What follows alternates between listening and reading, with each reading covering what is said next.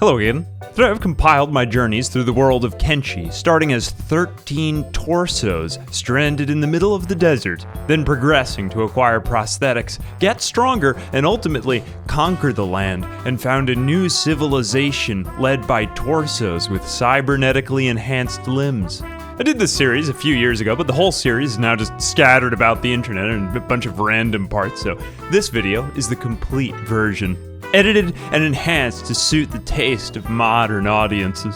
What survives is the journey, the adventure, the tale of overcoming the odds in the face of great adversity. Sing in me, O Muse, the tale of the Torsquad. There was Torsquad leader, fearless reaver with a mind like water, calculant in his guiles, wily Torstealth, running like Naruto. There was also Torsplosion, a terror of the sand, rampaging among foes. That man was like an army. I have seen beyond the farthest stars, and the words I speak have been coming for millennia, that here, on the sands, the lives we play out are not but dying stars. You too will be healed. Who among you would place his finger in my wounds? But these tales, Theophilus, I will recount to you to the best of my memory. Welcome back to Kenshi. For a new challenge, I'm going to play Kenshi as a bunch of torsos. Torsquad leader, Torspeed, Torsword, Torsavage, Torstrange, Torscience, Torstruggle,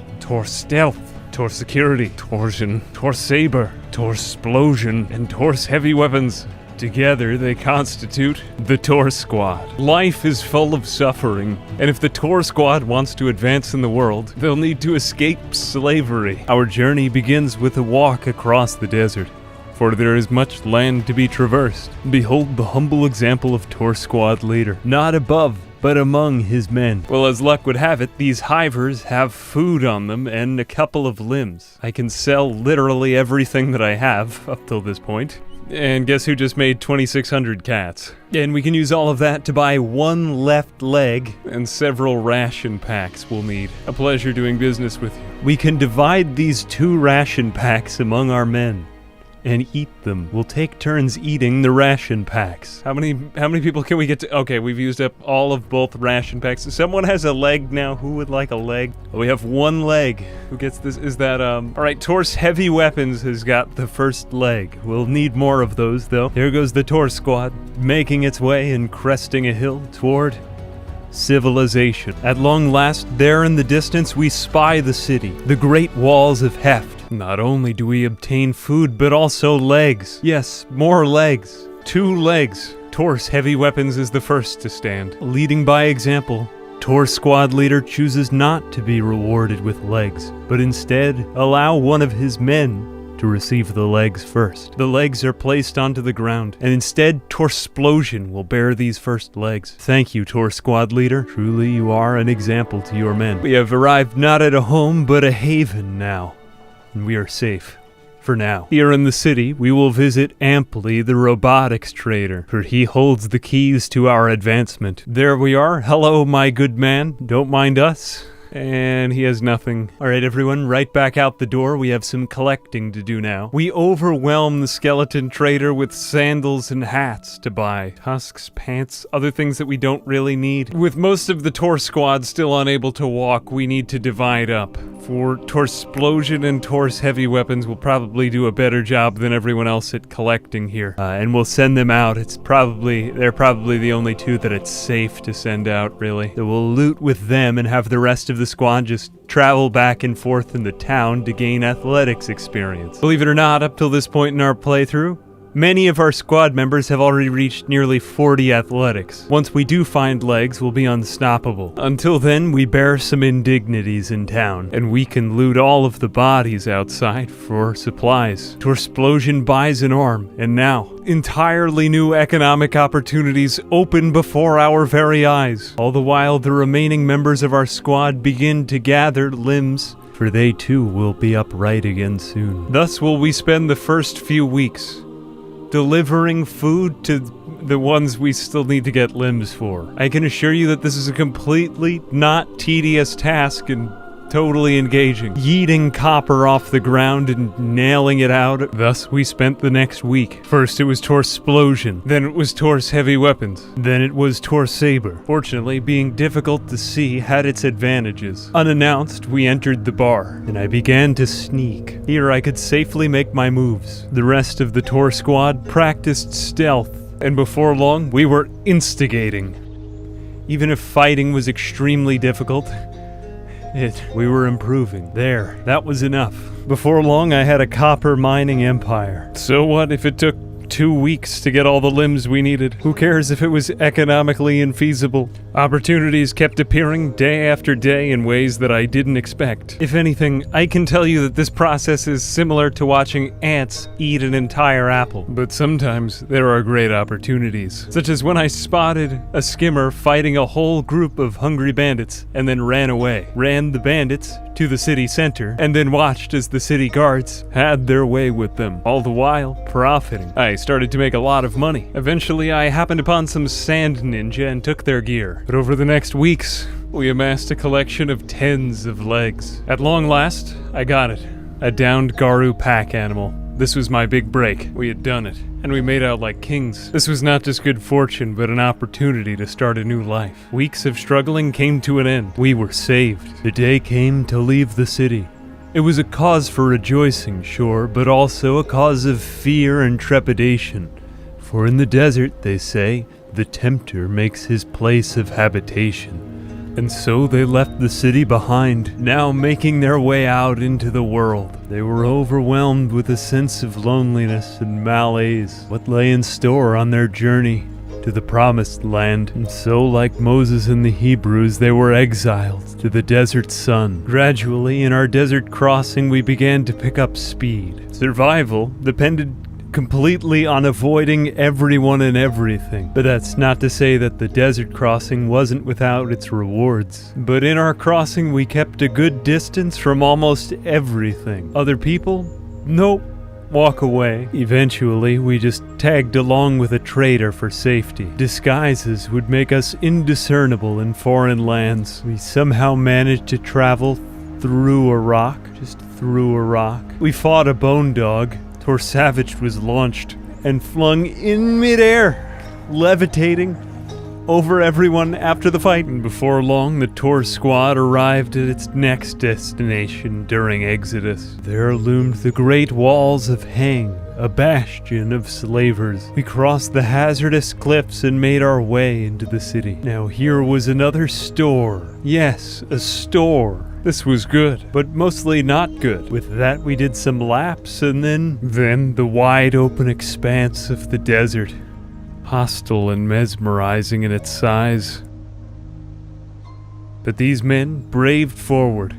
Day by day, the Torsquad was exposed to unremitting savageries in the desert, and yet, through the profound example of Torsquad leader, the squad guided itself through the desert, each day bearing the Ark of the Covenant, and so for 40 days and 40 nights they crossed the desert. The desert crossing was cruel, harsh, and completely dry. Eventually, the sand gave way to salt. Day gave way to night, and the salt brought new assaults. See what I did there? And the Torsquad built powerful alliances with nomads. Newly equipped, the Torsquad pressed on into the night. We were all full of compassion. Salt gave way to vast, expansive voids, crags, and pools of acid. This they weathered. At one point in the journey, Tors Heavy Weapons despaired, for what else was there in this world for them? Well, the promised land lay in wait. But gulch by gulch, valley by valley, day after day, they made their crossing through the wasteland and the desert. One day it was mechanical crabs. The next day it was a literal sun laser beam. I can assure you that there was absolutely no save scumming during the journey. Never once did the sun smite them, and day after day, Apollo and his chariot rode across the sky, blessing them. Not once were we attacked and devoured alive by beak things. We were not chased by hordes of hungry bandits. Eventually, this all gave way to an oasis. Night begat day. Day beget night. We saw 1,000 suns in our time on the sands. Therein I confide in you, we stayed the course, and soon we reached the promised land. A land flowing with milk and honey. A land of lush new shades of green, of opportunity. I could but weep, recounting the end of our time in Exodus. For this, we had climbed every mountain, crossed every valley, and we made of ourselves a nomadic people for this time. So much in store. A babbling brook and a cool, fetching grove by the water. Domestic livestock, infrastructure, and the trading capital of the free people, there in the distance. We were saved. Again, here we would start a new life. We entered the city, weary from travels, and ready for a rest. We sold all that we owned, yes, all that we owned again, and set out almost immediately for what really mattered.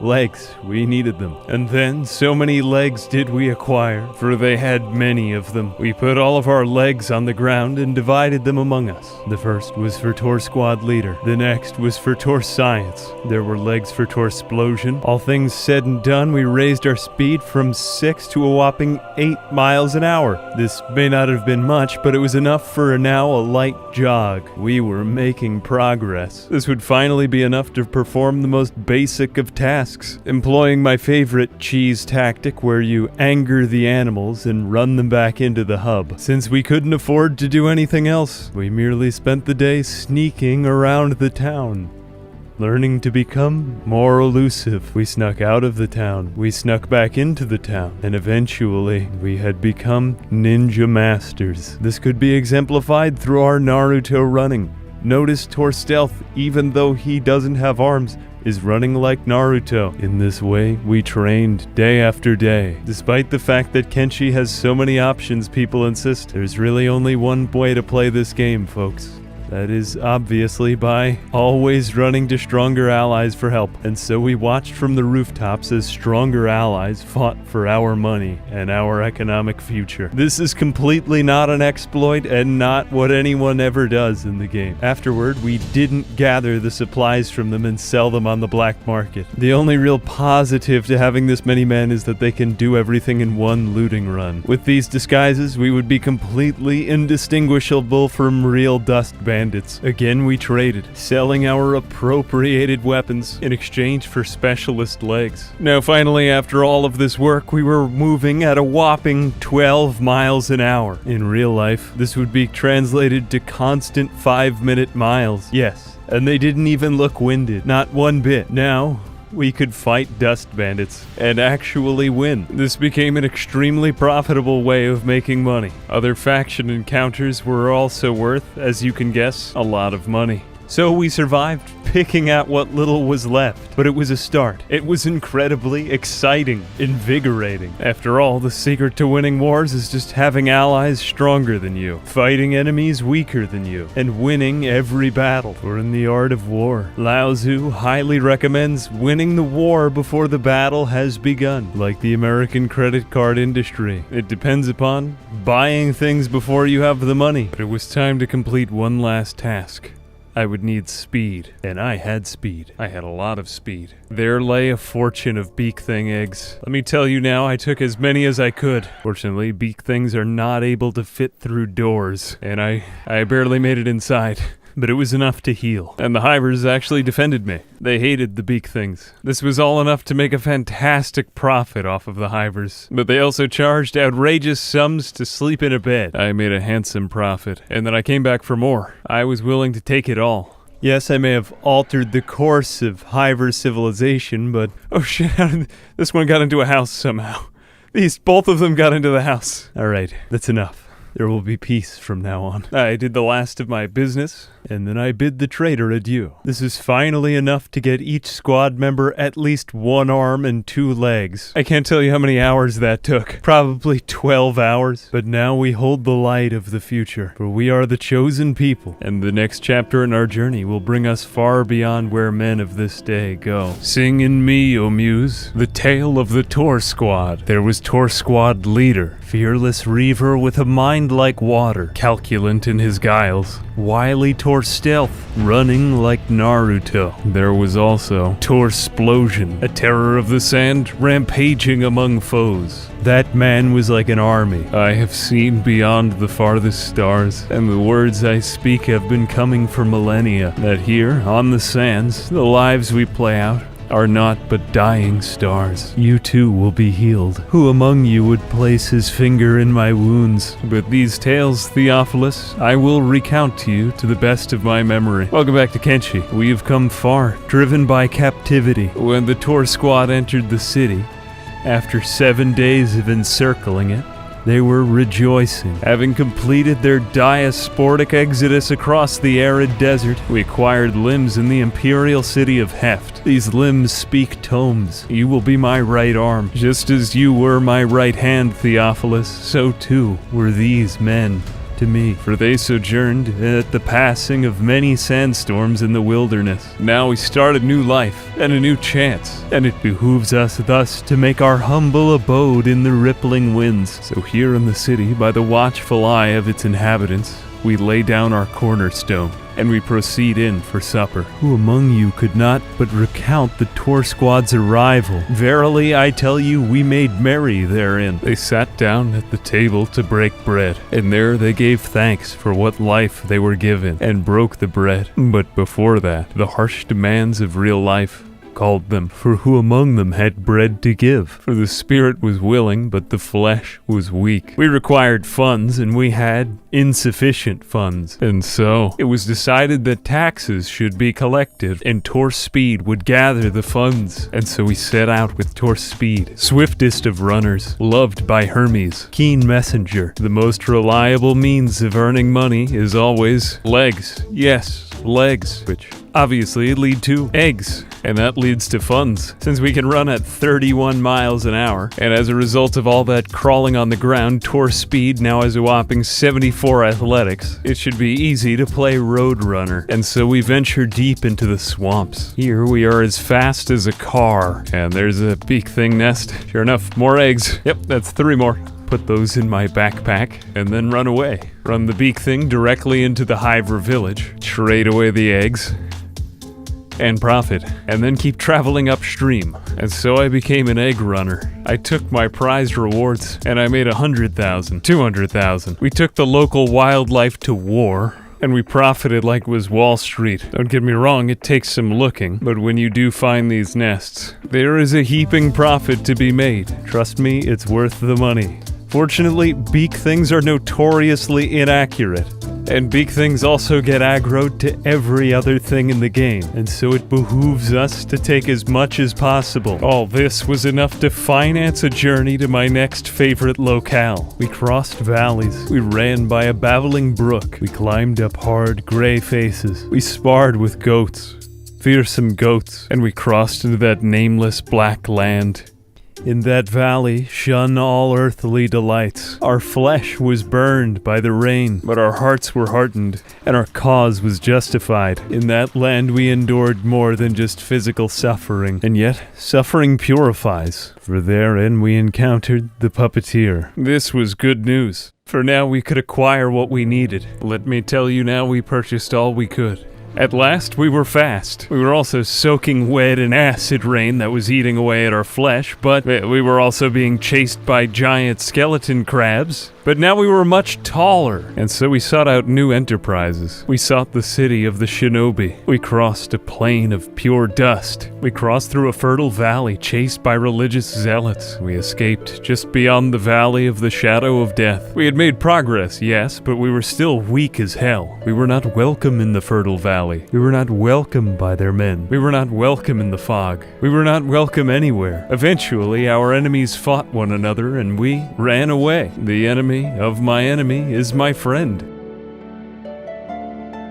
Especially when my friends are cannibals. Some of them were very zealous and chased us all the way to Mongrel. I still can't figure out why this guy chased us so deep into the fog, but it was entertaining. Finally, we arrived at Sanctuary. We were safe yet again. We mended our wounds and started a new life. I continued with my plan to leapfrog into greater ways of making money, by Naruto running into the robotics shop. Meeting Beep, there he was, thus he spake, therein he joined us. But not in this state, not if I could help it, to use the stealth in front of the shop guard, to Naruto run back out of the shop in plain daylight, show the shinobi trader that we were true ninja, buying our way into the guild, selling all of the illegal parts, and then using all of this to actually start upgrading our characters. Wily Torstealth, full of guile, began his training, and to make the best use of our time, everyone else snuck around in the room. Masterful training. Torstruggle joined from below, thus stealing from our own ninja masters and speeding up time. We became extremely good at everything. We learned to hide in plain sight. I could literally stand in front of this guy and it's overpowered. No, really, it is. There is a shop guard standing right there. I am Naru. When you get good at stealing in Kenshi, it's legitimately not even funny anymore. I can just stand behind this piece of furniture and take everything. Or back here, or over here. This is completely fine. Yep, all that too. The shopkeeper is literally addressing me right now, and I'm just gonna take all of his stuff in front of him. And I'll just be Naruto running out of here. And selling everything that I have. And so we trained. 1 arm, 2 arms. Limitations were meaningless in the face of progress. And how we learned. And how I stole. There I used the power of stealth. And there I amassed a large fortune. Mostly of very obviously stolen goods, and leaving rocks as substitutes. I learned that in this exact spot, the skeleton shop owner could not see me stealing everything between the large green fruit and my head. Tracing the line of sight from his head, this was in fact true. I bought more stealth clothing, and then I made another trip out of the city. I couldn't make money, so I came to the Trader's Edge in Hang, and I am now training lockpicking because the guards are basically just colluding with me at this point. This really isn't a good look for them on the job. Guards who work too hard all day. And we're pretty much at RuneScape levels of thievery here. It's just clicking, really. Thus, we amassed our fortune. That's still not to say that we were winning any contests in battle. We needed healing, and we needed somewhere we could call home. The Torsquad picked up their fallen brethren and began investing in real estate. It was a foreclosure, yes, but really a fixer-upper. After all, Torstealth was now good enough to just steal all of the building materials in plain sight. There is a guard standing right there, and the shop owner is right there. I'm now going to steal the building materials off of the counter. Ready, go. Are you kidding me? I can do this everywhere? I don't think I have to pay for anything anymore. Good to see you. Yes, good to see you too. I'll just be taking the rest of your items to finish my house. So I took the Hiver's building materials. Then I took the Shek's building materials. Again, in plain sight of the shop owner. I was very sneaky. After that, I ran past the guards and put all my things down in my house. For some reason, none of them were interested in a bag check. Then we completed science. It was time to get up, so we got up. And then Torscience began his brilliant research. With a little bit of honest work, but also mostly with stealing, you too can amass a fortune. We fortunately uncovered more beak thing nests, stole more eggs, and handed the baton of violence off to other people. Unfortunately, violence is not a baton, and traders don't have enough liquidity to afford all of my eggs. And despite the fact that this was not enough money to afford limbs for the rest of the squad, it was enough money for the baptism. And so Torspeed and Beep set out for the baptism. He would be the first of many. With frequent dismemberment, we ventured to the valley of the shadow of death. Beep endeavored to behold perfection, and this was where I learned that hivers are resistant to acid. This would need an alternative. So instead of a baptism, being kidnapped was also acceptable. There would be no danger with Torspeed around, and even as Beep called in agony, we were with him, for he was about to experience something far greater, something larger than he himself was. He was becoming one of us. First, they were eating his right leg. Gone. There would be only one chance at this. And gotcha. Let's get out of here. Come on, you could do it. You could do it. Come on, Beep, you pick your way out of there. You're mine now. We out of here. Don't you die on me now. Don't you die on me. You still have a lot more to do in this world. Alright, Torspeed. Just take your time now. You've still got one leg hanging on. It's, that wasn't my, initial plan for a baptism, but it achieves the same effect, so I think it's fine. And the Fogmen are just gonna... It's the marathon again. Here we go. Alright, Torspeed MVP. Alright, let them go over to the Hungry Bandits, and I think we're free now. Ah, there goes the other leg. Alright, this is what I wanted. This is what I wanted. Alright, I think we ran them off. Can you stand on your own now? Is he's not dead, is he? He can't die. I don't want him to die. I've got to save Beep. He's dying on me. Don't you die on me now. There we go. Take these legs, Beep. Put them on, they'll save you. There we go. Now you're upright again. Great. And you're running at 39 miles an hour. Oh, you're better than you ever were before. Alright, let's go home. This is incredible. He can run at 39. He can run at 39 miles an hour now. It goes right from the brink of death to just the absolute... Look at him now. He's thick. He's thick. Alright. Well then, we're halfway there. We still gotta lose the arms, but... That's a lot of the stuff we had to do out of the way, though. We can always make another trip. And now it'll be even faster than before. And so the Torsquad, waiting at home, welcomed Beep as one of their own. Though he may have been only half one of them, he still knew perfection. And so the Torsquad rested, for there in that land they knew prosperity. Each was to his brothers a temple of wisdom. Torstealth made his way north, where he trained to become an elusive shadow. And what of Torsword? He acquired a sword. Tor Savage was a wild ass of a man, destined to use his fist on the field of combat. Tor Strange knew the crossbow. Tor Struggle would labor along with Torsion. Tor's heavy weapons laid down his saber, and he gave it to Tor Saber. Tor's heavy weapons acquired a falling sun, the weapon of the Primarch. For Tor Splosion, a fragment axe, and for Tor Security, a cleaver. Here they were, the fighters. It was time to go fight something, and so they became the defenders of the sacred flame. They ventured from home, and then back home. They thirsted for battle. This probably won't be very good for a while, I'm just letting you know. It also occurred to me that we need more arms to really fight, so that's a thing. We'll get there, though. We'll get there, I can assure you. Now we began the training of the Torsquad. Most of my plan just hinges on baiting these bandits back to town and then using the Sheks to help fight them. Sheks tend to be very good allies to have. Well, it's gonna be this, along with waiting a few weeks until Beep manages to get one of his arms picked off. Come to think of it, we probably shouldn't heal Beep. We're actually winning fights. I can't believe it. You're supposed to spend about 2 weeks getting punched in the face before you win anything. I guess because I gave everyone decent weapons to start. Yep. Yeah, we're not gonna have any toughness at all. We would fight everything. Garu running wild. Tor Saber was struck down. Oh my god, that's horrible. That's gonna be so good for our toughness, though. Nothing like getting killed by herbivores. Jesus Christ, almost our entire squad is down from that. Yep, that's everybody. Is anybody gonna... No, nobody's gonna die. Damn. Well, at least that trained everybody's toughness. I mean... Jesus, that was uncalled for. God, these Sheks are really going to town. Fight for us, Sheks. Good job. Yeah, thank you, 100 Guardian. Great job. Nice. Loving it. Yeah, kill it, man.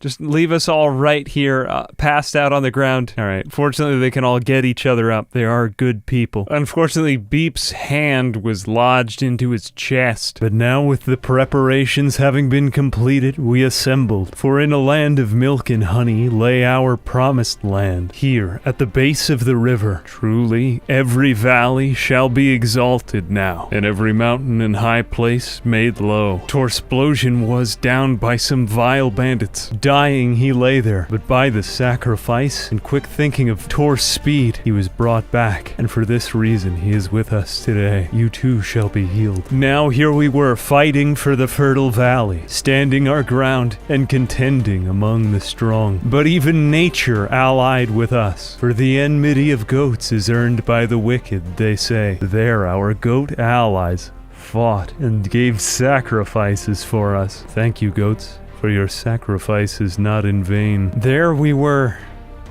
Beaten by Garu, though. They say that the enemy of the good is Garu, so don't ask any questions about that. We emerged from the river, and there we were, home. At last. And on the banks of the river by the silt, they built the first shack, the first of which would be a great city. There in the valley, the Torsquad took shelter and made merry. There we set out our first stone camp. This would be a great boon of resources for us. So many names to choose from.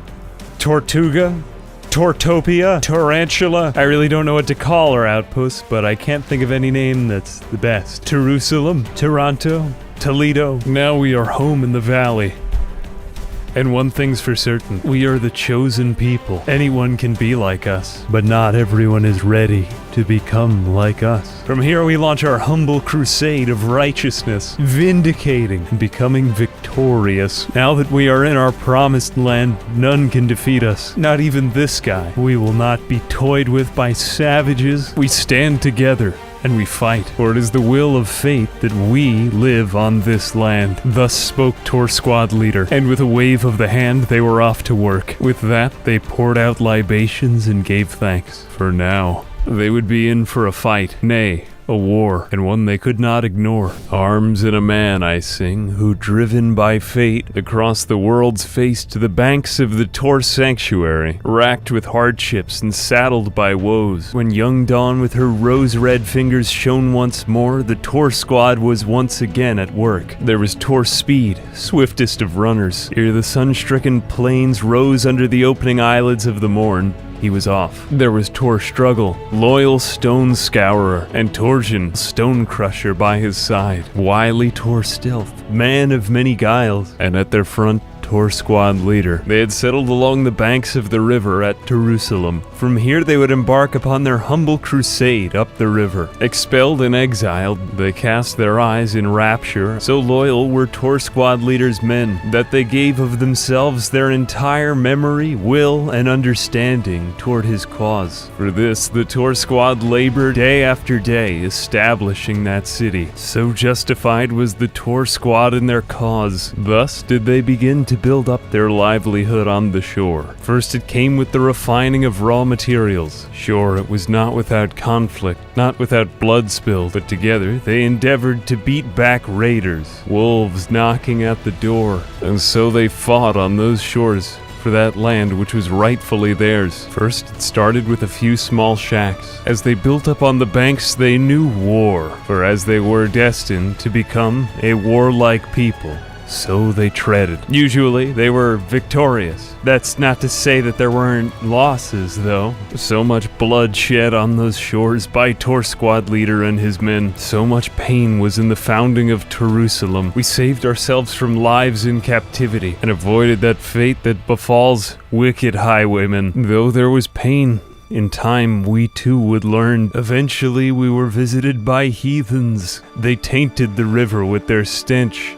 And then they swam with Torsquad leader, and then they began their chant. Torsquad leader, in all his guile, spake. Deception would be our art, at first. Let us not yearn for fleshy pleasure. There we would disguise ourselves. That is, until we could deal with the banditry. And on this, Torsquad leader set all of his aims, not to be seen at first. It was at this point that we began investing in capital, for now our limbs would be healed. Several times we were soloed by high paladins from the Holy Nation. At least it would make us tougher, but teamwork beats all. And so do walls, since there's nothing quite like getting your entire squad defeated by a single dust bandit, because everyone has one arm and can't attack. How many walls did we create? Well, I got so fed up with the Holy Nation constantly trying to kill us, and slavers then enslaving us, that I decided on walls on all sides. Just everywhere. This was still also not enough, as you can probably imagine, and so we built an even larger wall. This one even longer and yet more annoying than the first. This wall would be extremely frustrating to the Holy Nation. Completely confused were they. baffling, absolutely baffling. Before long, we had completely walled in our frontiers. This would then lead to the genuinely awkward problem that we actually trapped a Holy Nation guard inside of our base, so we would just use them to train our toughness over time. We completed the wall. They were not dissuaded. Eventually, I used Torsquad to just run them all out of our base. We completely sealed ourselves in, at which point, fortunately, the bandits who were raiding our camp clashed with the remaining Holy Nation members who were still trapped in our camp. This took a lot of work. After this point, we were all enslaved, but they couldn't leave our camp. So, in our own camp, they couldn't really do anything to us if they were stuck here. Unfortunately, they all managed to escape through a small hole in the gate. However, they never kidnapped us, and our enemies were too maimed to actually enforce their demands.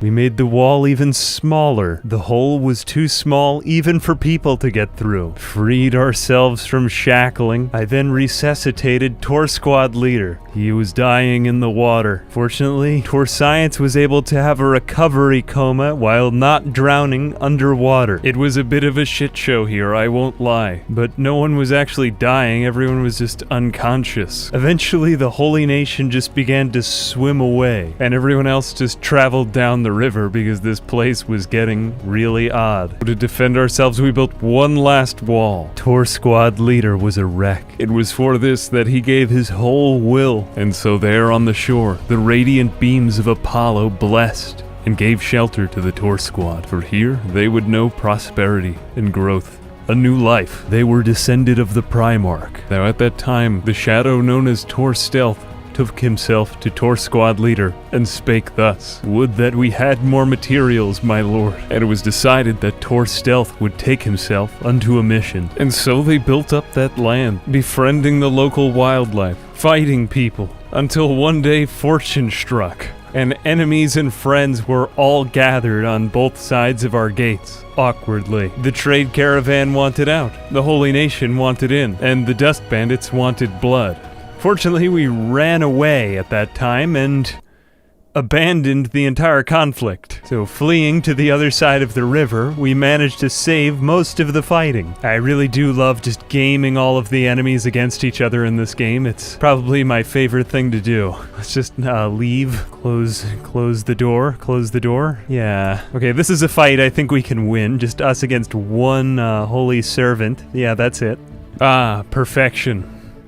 The enemy of my enemy is my friend, especially when my friend has a lot of stuff. This was a good day. This was a very good day. Okay, we'll just hide over here. Wow, that's incredible. The caravan has beaten the dust bandit. Torsstealth has a few extra arms. We're gonna need to make good use of these. Right, that's great. These caravans really saved us here. This would have been a horrible fight. We definitely would have died through that. Again, we were actually exiled from our homeland, and we had to carry our fallen brethren upon our backs. I got into this weird loop where the black ninja genin just kept going and coming from my base. We were now actually managing to beat groups of hungry bandits, so this was a very good sign, but not by much. It's slow going in this way. Torsquad leader held his men in his arms as he fought off the savages. At that point in time, we became so weak that we had to enter a training montage. Torsquad leader acquired the deadly moon cleaver, Torscience a combat cleaver, Torsword a nodachi. Everyone became physically fit. It only took about a month of training, but it was worth it. Now we could strive and contend with the strongest. And so we rebuilt our walls. We rested one by one. We filled the hearth with food. How long did all of this take? You don't want to know. But with all of that done, we were free to train strength and do other things to make ourselves more well defended. I also did tricks like load Tor's speed up with iron so that he would gain strength all the time that he was hauling materials. Not only would he be speed, but he would also be Tor strong. Doing anything other than carrying around a backpack full of iron was seen as an abomination. In the meantime, it was time to begin taking out some of my enemies. And so Torstealth was sent out to the Holy Mines to perform some reconnaissance. By that, of course, I mean he was good enough at assassination that he could now just afford to take everything from the Holy Nation. Thus, by freeing the Holy Nation's slaves, unlocking their shackles, and then gaining these people as allies, and then knocking out those guards when they they were busy with them, this would be a reliable way to sap the Holy Nation of its military power. There were certainly wars at our base, but, well, war makes for opportunity. Over time, our badness was becoming less noticeable, and anyone who entered our base was just completely baffled as to how to get out of it because it was on a road. No, you will not report to Inquisitor's setup, so we would just trap anyone who didn't like us in our base, and they would never be able to tell anyone about us. Generally, they'd give us a pretty hard time because we just weren't very good at fighting, but this eventually led to gains. Maybe it took all 14 of us to fight one Holy Nation High Paladin, but still, it was enough that we were somehow actually contending with them all. We also had infinite healing from our beds being right there. There's nothing quite like getting the Holy Nation and a caravan trapped in your base and somehow not getting involved in the fight because you live on the other side of a river and you mine for rocks about a mile above it all. This strategy is overpowered. You can heal almost immediately in bed. Let me tell you, I'd had it with those people. I have an idea. If we just wait on this side of the river. Look at how fast that guy is swimming. Oh my god. Fortunately, we're completely safe over here because they are afraid of water. Okay, good. He's getting kind of ballsy right here. Good. That's what I wanted. I want this fight. I want this fight. There he goes. Right down. Didn't even try. All right, one of them found his way out. Oh my god. This guy is just so glad to be out of that base. Unbeknownst to many new players, constantly getting beat up is actually a legitimate strategy of grinding in Kenshi. And so the Torsquad worked day by day, constructing those walls and securing that land for themselves, for they knew, rightfully, it was theirs. We went to the ends of the earth to find that ancient research, and we built an extremely inconvenient wall for anyone to get into. A completely awesome wall. This wall is amazing because even if they get through, then they're trapped in a river right here. Now we can research mounted crossbows, and suddenly we now control the ins and outs. Yep, just go away. Now this place is kind of like a Venus flytrap, but for raiders. This is how we gain those levels. What can I say? Mounted crossbows at the gates? This place was looking rather defensible. Well, in just this short span of time, we've managed to befuddle everyone, defend ourselves handsomely, and construct an absolutely baffling defense. I'd say it's time to get ready to go out now. We're now well enough defended from the world, and well, our crusade must continue. Let me begin this by showing you how good Torstealth has gotten at KOs. There's a thunk, and that means he can just loot anyone for anything now. Either that, or we could use it to weaken our enemies before we fight them by taking off all of their armor and clothing. That's a 90% stealth KO. Let's do that too. Yeah. Thunk. And we'll take all of that. And now we'll just take out the rest of them all in front of each other. This is total nothing suspicious to see here. Move along, gentlemen. Yep, even a better chance now of stealth gang you because I'm gaining levels by the second. Oh, now we have the alarm raised. Okay. Alright. I've already taken out 3 guys.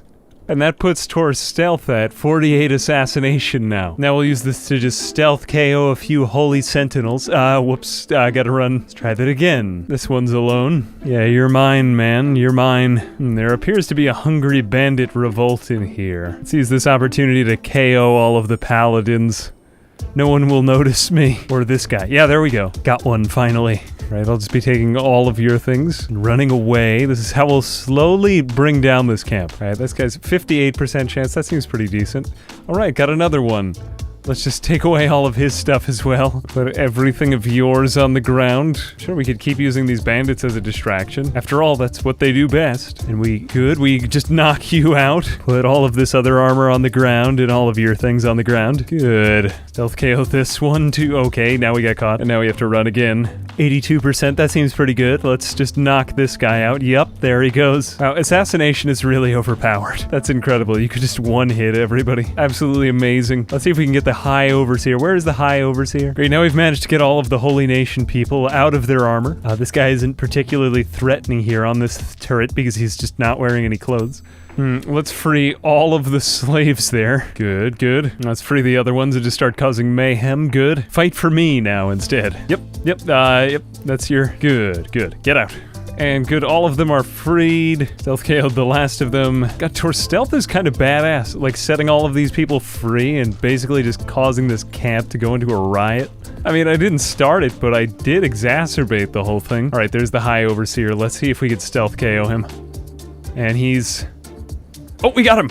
Yeah, you're a bad man. All right, grab him. Goodbye. Right, you're coming back with me to my camp. Gonna love it there. All right, Torstealth, I have a plan for this High Overseer, but you're just gonna have to hang on to him for now. There it is. Tech Bench level 3. That's what I needed. Now I can have imprisonment. This is what my entire campaign is gonna run on. Go on, Torscience, do that research. Do that research, Torscience. So far, Torsquad leader has failed at farming every single piece of cotton. What a waste of a man. He's farming level 8. Alright, well, you'll get better at it. Maybe. There it is. Imprisonment. Alright, that's what I wanted. That's what I wanted. Good. Let's bring up that cage. Great, now we can follow the Geneva Convention. So I, turned the cage the wrong way by accident. Alright. Alright, this will begin the POW surge. Still, after all of that getting into good shape, there was still one thing the Torsquad had left to do. The gates to the city were opened. The beginning of our holy crusade. First it was dust bandits. We would be victorious. Well, it's time to go over to the Holy Mines. I think we can actually solo them now. Hello, Black Dragon Genin. Why don't you... You know what, just have a good time in our camp. We really can't fight that many of you yet, and I don't know why the game sends me that many of you at this point. It's just infeasible. I dare you to call me an agent of darkness one more time when there's 20 of us and you also don't have a shirt. Right, let's head inside. I think we've decided this one pretty well. Alright, here goes the mining camp. That should be the end of them. Yep, we've got the lower floor and the upper floor. Everybody's escaped. There's not even any mining going on anymore at the camp. This gentleman is just, like, stuck in the wall, I'm pretty sure. And there it is. We've taken out the mining camp. That was our first target from the Holy Nation. Yep, they were hostile towards me before, I'm pretty sure. There we go. We're doing well against these sentinels. Jesus. Took us a while, but we're now actually decent in combat. We're winning fights. Great job, Torsquad. Always wanted to say that. This guy just seems to be stuck up here, so we'll just have to leave him. Good, we can hit him from here. Yes, hit him. There we go. We somehow clipped onto the wall, and now we're fighting him. Oh, okay, we have to just go over here. Yeah, that works for me. Okay, great. We've coaxed him back into the third dimension. Oh, amazing. That's never happened with an enemy before that I've unglitched them. Wow, that is really cool. Like, he's going back out of the third dimension again. This man does not obey the law of physics. There we go. Our people are back into the third dimension again. And so the Torsquad conquered the Holy Nation mining facility. Their first act on a series for the sake of justice. We left the mining facility, but back at the village, the Black Ninja Genin are still outside. You know, why don't you just go in? We'll come back later. We don't really have anything good. I think we get about 10 of these for every guy that we have. I don't know why they always send so many, but they really just go in and out of the same room forever, so... But I'm told that there is one exploit we can rely upon here. That would just be our 100% stealth KO, that we could just do this for all of them. Yep, there goes one. I'm sure that will work with all of them, actually. Okay, now we're just gonna have to take them on one by one, because apparently that's how this game works. Good, yep, that was also a 100% chance. Yep, what about this guy? Yep, that's another one. Alright, I'll just be in this room knocking people out as you come in. Please close the door behind you. I've already stealth KO'd like 10 guys right here. These are probably the most ignorant ninja I've ever seen. I can't believe I didn't know about this before. I think we made assassination level 70. I should be able to get any item I want in the game now with that. Jerusalem has been sacked, but, I mean, we're way stronger now, so we'll be able to actually fight them the next time that this happens. Or at least get to the assassination level 100. Let's just speed through it. Salutations and howdy ho. Welcome back to Kenshi. Is it nothing to you, all you who pass by? Today we reconvene for the awesome adventures of the Torsquad, the world's most powerful warriors. We have been doing a lot of work lately. Torstealth has become such an assassin that he can now close the door, and then, putting back on all of his limbs, make a move to assassinate the skeleton doctor. Oh, Frabjus using our stealth, we loot the man, pick all of the locks, run out of time because we are very bad at lockpicking, and knock him out again, and uncover many new limbs. These can all be utilized to the awesome benefit of the Torsquad. So today, using all of these limbs, we make everyone into Exodia. Torstealth who is known for his stealth. Torsquad leader, known for his awesome leadership. Torsword, known for his sword. And so it behooves us to leave our home, our humble abode of Jerusalem, and proceed to a lawless land of mongrel, wherein we obtain the limbs. This will put us well ahead of our enemies, and prevent our untimely persecution, of which we've had a lot. Come on.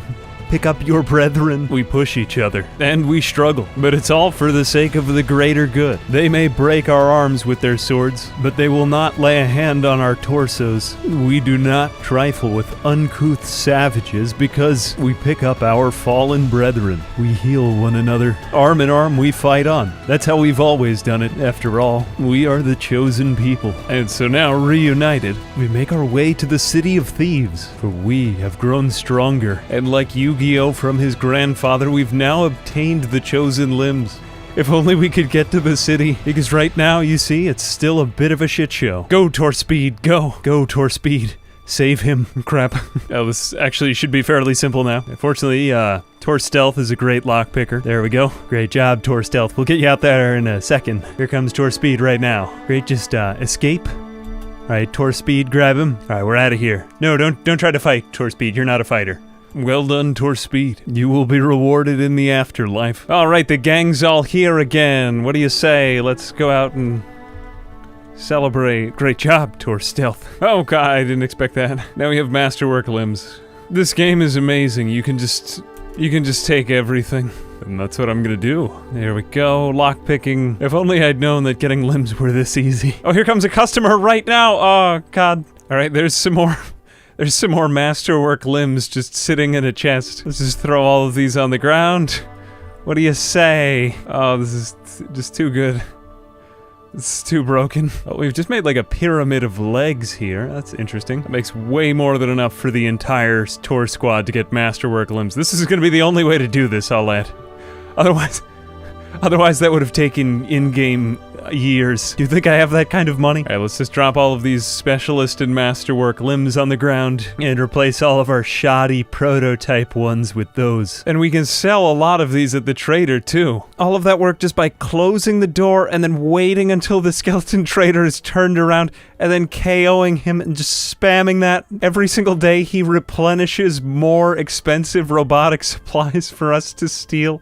Now, this wasn't all without a cost. We did need Tor Stealth, and he is a master assassin now. Don't forget that. This isn't an easy thing to do. No, it takes a lot of work, what we've done here. I'm not saying that you should always rely on exploits, but, you know, when you start off like this, it might be okay. I'm not saying that this can be used to generate infinite wealth, but I'm saying that it should be. And so we obtained riches. Riches beyond your wildest dreams. I have now become death. So now, using this extremely overpowered combo, about which I have absolutely no moral or ethical dilemma, we were dealt a bad hand to begin with anyway, so it's fine, don't question it. When you're this good, you just deserve it, folks. We replace all of our shoddy limbs with stronger ones. Okay, there was a lot of de-limbing. I'm pretty sure everybody has at least decently good limbs now. Wait, Tor Savage still has one of these economy limbs. It's just been a headache, this entire process. Go, get this leg. This one's better. There we are, okay.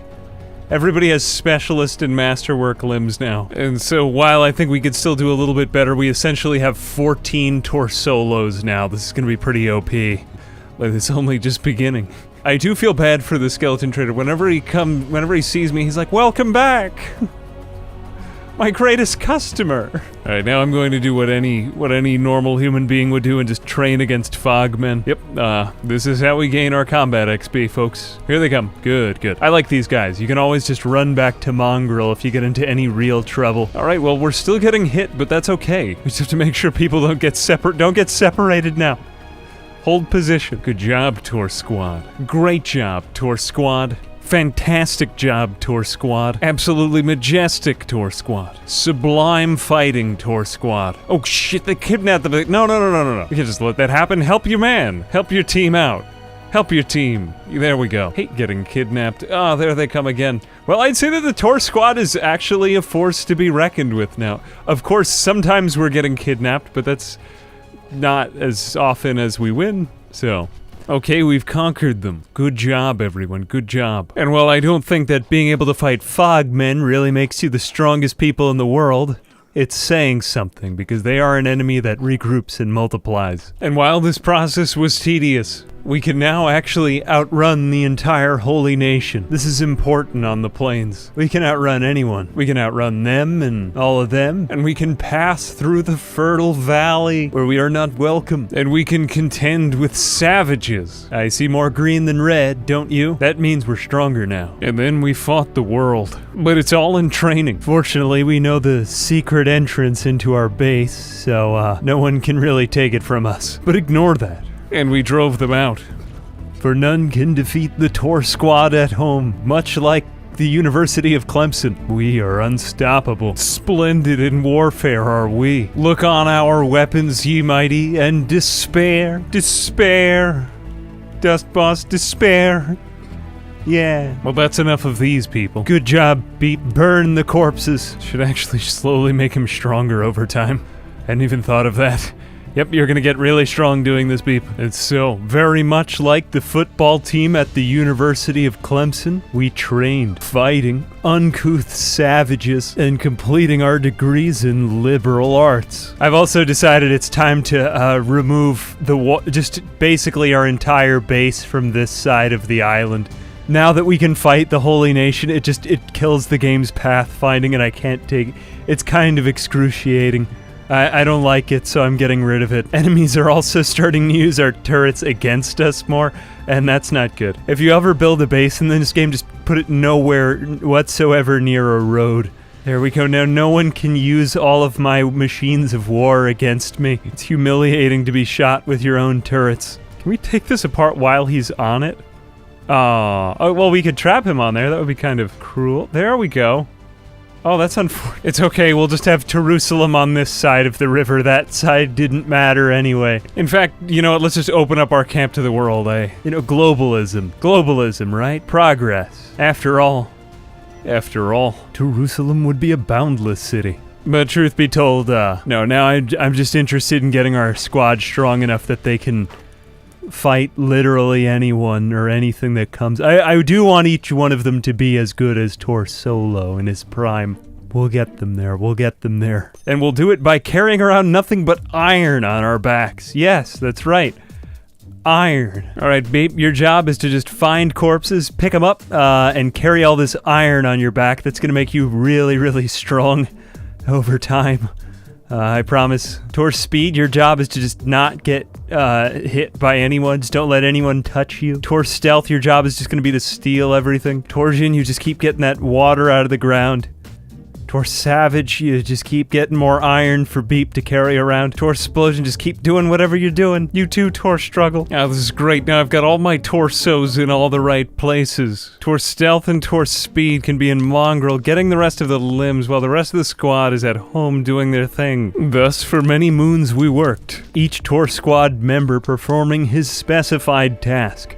One member after another, ferrying each to Mongrel to obtain the special limbs. Meanwhile, Tor Stealth and Tor Speed do the good work of obtaining those limbs in the city. And oh, the many limbs we did acquire. Ironically, I did end up buying some of the limbs just because I needed so many masterwork ones. But now it was time for a new adventure. Assemble, Tor Fighters. Okay, Tor Squad, here is the site of your first mission. A bad man lives there. We will obtain the first of many great blades now. Assemble, squad. Assemble. Is that everyone? Do we have all of us? And so we go to the tower. The Dust. Is that the Dust King right there? Why is he just chilling out front? Yeah, he's just chilling out front. 35,000 cat benefit from getting this guy. It's not bad. It's a pretty decent first boss fight for the game, so yeah, let's open up the gate. Go, baby. Oh, you're just gonna let us walk in like that? All right. Okay. Well, that was kind of a delayed reaction, but okay, you know. We're doing it. We're fighting the Dust King. He's huge. He is just a giant man. Absolutely enormous. We really want to avoid fighting as many of the other Dust Bandits as possible. But there's... Oh, look, we're actually doing quite well in this. Well, damn, this used to always be my first boss fight when I would do, a solo playthrough. We're doing pretty well, you know? Oh no, you're not doing very well. Well, you're Torsplosion. Torsplode on him. Oh no, Tor security is down. That's not a good sign. Torsquad, well, we've already taken down a number of them. That's pretty good, right? Look, there's more of us winning than them. The Dust King is down to Torsplosion. That is actually quite terrifying. Torsplosion is one of our strongest fighters. Go, Tor Science. Use your science against him.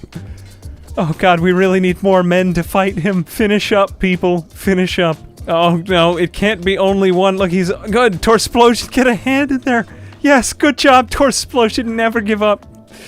You might want to take care of your own leg, though, there for a second. Heal your own leg before you get to your comrades. Oh my god, look, we've beaten the Dust King and his people. Where is his body? I totally lost track of his body in all of that. Well, it's fine. Let's just heal up. Eventually, he'll get up again, and then we can fight him. Oh, there he is. He rolled over to the front gate, and then he got back up. It's fine. We outnumber him vastly now. Okay, somebody is going to have to pick him up. He's a rather large man, so be careful. Torsquad leader, I think you should loot him. This man has a fantastic weapon. It's a saber. We'll take this saber for Torsaber, obviously. Torsaber, put down your crappy saber. Take his. Oh, great. Awesome. Torsaber, why don't you just take all of his clothing? Let's just make you into the new Dust King. Except you can't wear his shoes. Alright, this is a very muscular man. Let's pick him up. Torsquad leader, I think you should be the one. Pick him up. Alright, we've destroyed the Dust Bandits. Let's go over to Squint. We're gonna turn him into the Shacks as we usually do. Here we go, nothing to see here. This is their normal speed. I'm not speeding up the game. I just want to emphasize they are very fast now. Look at Torsquad leader. Go, go, Torsquad leader, go. Jesus Christ, this is like a race. Fight these hungry bandits. Shouldn't be any problem after that fight. Except, of course, for the fact that you need to hold a man with one hand and hold a massive weapon in the other, and yet you're still somehow winning the fight. Go, Torsquad leader, go! Crap, we accidentally put him in bed. Somebody get him out of that bed. We don't want him dead either, though. We're gonna have to first aid this man. Here we go, the Dust King is, he's better. Alright, team, move out. We'll turn this gentleman in, and, now that we have 35,000 cats, we can just reinvest that into better weapons. Here we are. Hello, my good man. I believe... Who needs a good weapon? A lot of our weapons are not very good.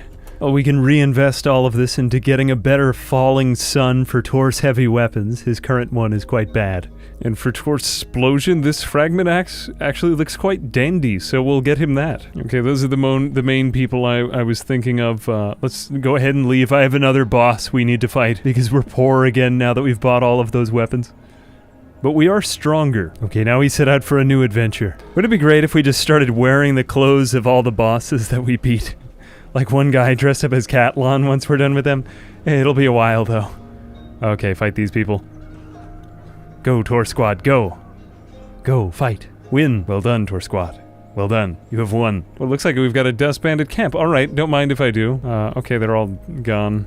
And so the Torsquad swam to their next destination. One by one they went. They crossed out of the swamp and onto a rainy mountain, determined as they went. The home of the strange fauna. And there's the place. Here we stand knocking at the door. I open the door. I'd always draw them out to us. Who are you? Oh, you're Shade, okay. What a great idea to just come running out when there's a bounty on your head. Yep.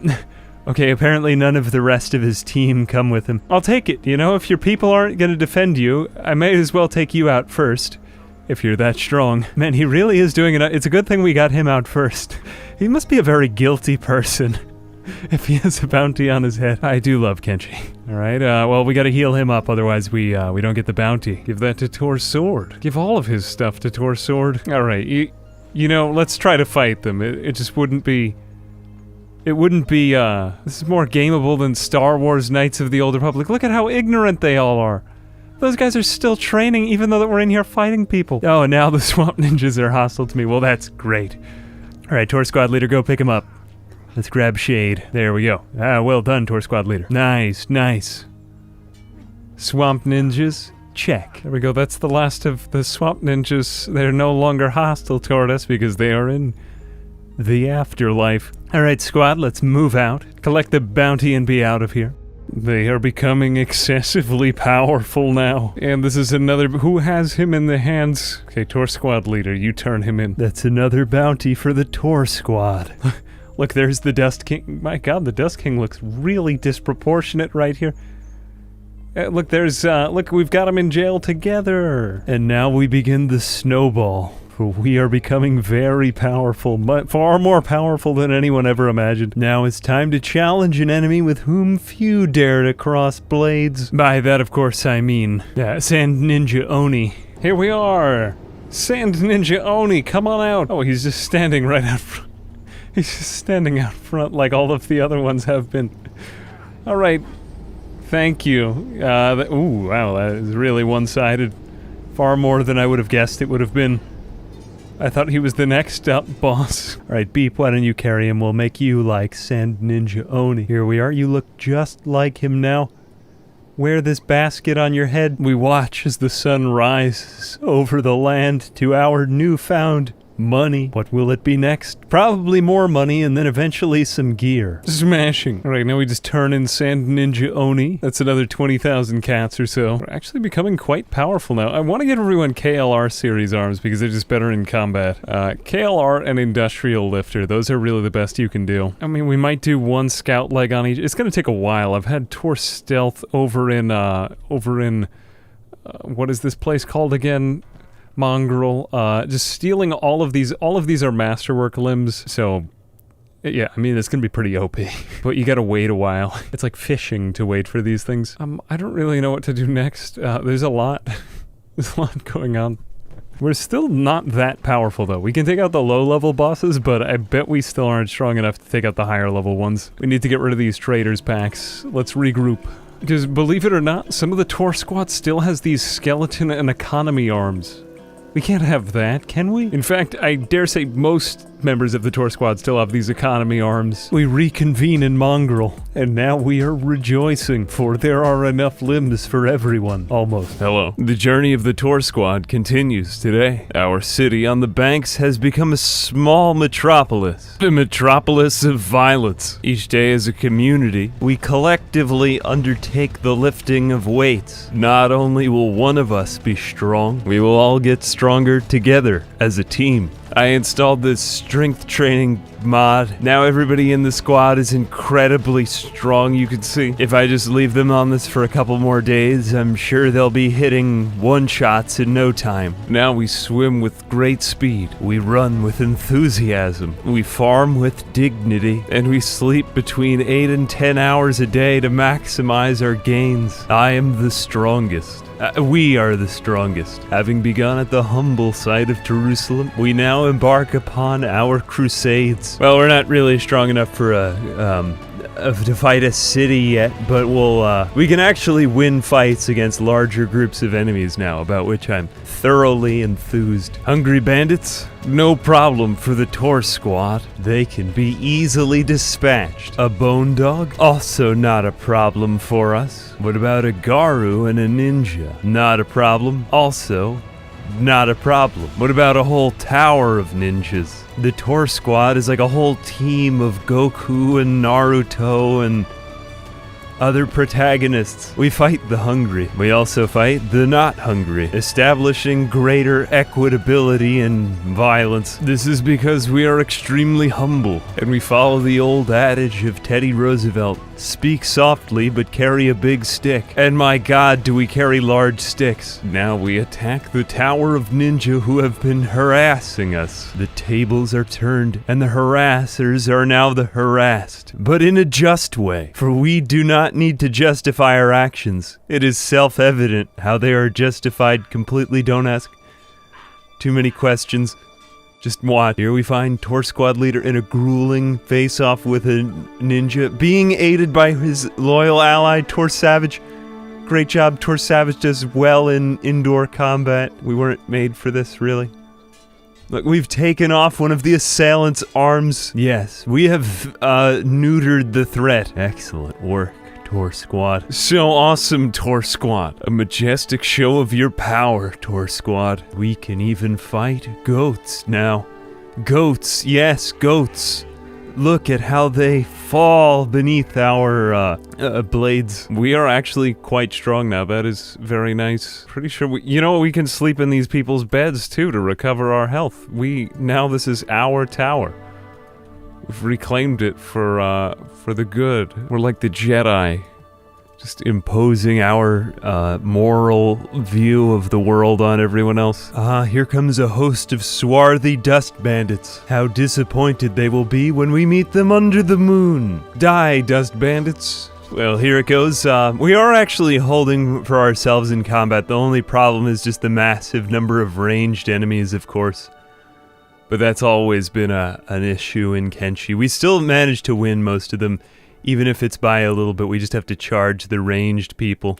Probably one of the most exploitable. Look at how ripped we are. Look at how ripped Tor's security is. Look at his six-pack abs. Very powerful, very strong. But the fact that we can manage fights like this now, where we just take on an entire army from the other side, that's saying something. That's a good thing. I mean, we can win, not by much, but the thing that many people don't understand about this game is that it's actually very good if you can get beat up. Like, you're gaining experience by getting beat up in this game. I mean, it's not a great look that we have like 5 guys on our backs being carried when we return to Jerusalem, but at the same time, once we lay them into bed, then the next fight they'll get even stronger and it just starts to snowball after that. Very satisfying. Very nice. But fortunately now our weakest fighters like Torsion can actually hold their own in martial arts combat against a host of hungry bandits. Lots of dodging though. Alas, alas. So now, having thoroughly beaten all of our enemies on the banks of Jerusalem, we will now undertake the acquisition of the Holy Blade. Maybe not a holy blade, it's just a very good blade. Come on, everyone, we have a journey to go on together. And so they began their new Odyssey, for they would travel far. Again, we entered the swamp. There we confronted a new adversary, and we made our way to Shark, the only town in the game named after a fish. We stay overnight for a bed and breakfast, and then we move out toward the real objective. After all of this sleuth, we arrive at our destination. I don't know why Beep is carrying a red spider. Put that down. Here we are, the Red Saber Boss hideout. Now we're gonna go ahead and have Torsquad open up the door and just bait them out here to us. We don't want to fight them in there, it's their lair. Hello. Whereas there he is, he's much larger than everyone else. Okay, we're gonna just go over and attack him. Okay, we're gonna walk out, and now we hide on the other side of this river. Good, now we fight them as they're coming out of the water. That's a way better fight for us. Why would you put your base in the middle of this? Wait, hang on, everybody stay over here. Oh, God. Okay, hold position. Hold your position. Oh, now they're hostile to me. Okay, well, very well. A couple of guys are falling, but I think overall, it looks like we're actually beating the... Yeah, Torsquad is going to win the fight against the Red Bandit boss. Oh, isn't that an epic... Absolutely epic. Look at that. Torsquad leader just took out the Red Saber boss. And he has a Meitu horse chopper. Awesome, awesome. Let's take off all of his things. Obviously, these should be the clothes for Torsquad leader instead. Much better. I think they look very good on him. Alright, well, we've pretty much won this fight. There's a couple people left in the camp, but I think we can actually sleep in their beds. That would, it'd be like the ultimate taunt. Alright, everybody, help your friends. Okay, this is good. This is very good. Good, we've won. We've beaten the Red Sabers aren't that easy. Now, Torsquad leader, why don't you go lie down? Great, we're sleeping in their beds. That's such a flex. Jeez. Go, Tors heavy weapons, you sleep in that bed. Tors security, you sleep in this one. Get in there. Get in those beds. First day that- oh, they're not hostile to me anymore because I'm healing their leader. That was good. He nearly died, too. Nearly died. Saved his life. Saved his life. Oh god, it looks like the river raptors are eating them alive. Yep, okay, that's just desserts for hitting us. Okay, we're gonna give this weapon to Torsquad because he also is a saber user. He happens to be a stand user as well. Torsquad, you will carry the Red Saber boss back with us. This is a fitting fit. He is also a very buff man. Oh well, someday we'll be there too. Someday. Right, and now we turn him in for a profit. Only 10,000 cats, but it's no small sum, no small sum. What do we even have now? Let's just check out our squad. You know, I think Torsquad leader, you go ahead and take off this armor. I don't think that this armor was meant for you. I think this was meant for Tor Savage. Yeah, go ahead and take that armor, Tor Savage. It's not the best armor we can get you, but it's still pretty good. Let's just have a look at the Torsquad. How do they look? Your visual appearance does change as your stats change in Kenshi, so I mean, we look somewhat impressive. I think like next to the Sheks, we still look pretty weak. But look at Tor Security. This is Tor Security. Yeah, he's pretty buff, pretty big dude. Tor Sword looks still very mysterious, but I fear him. I mean, 49 strength, that's nothing to scoff at.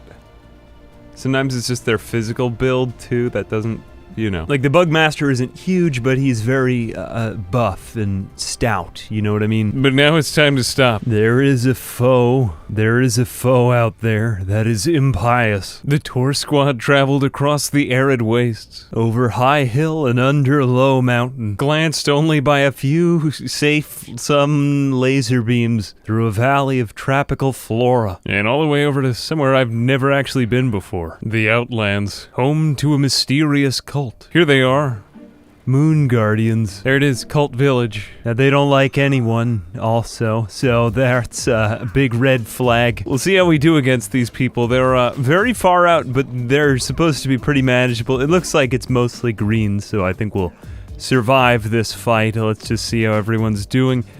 We're actually taking quite a lot of damage, but this is pretty much the entire village right here. We're fighting them all at the gate.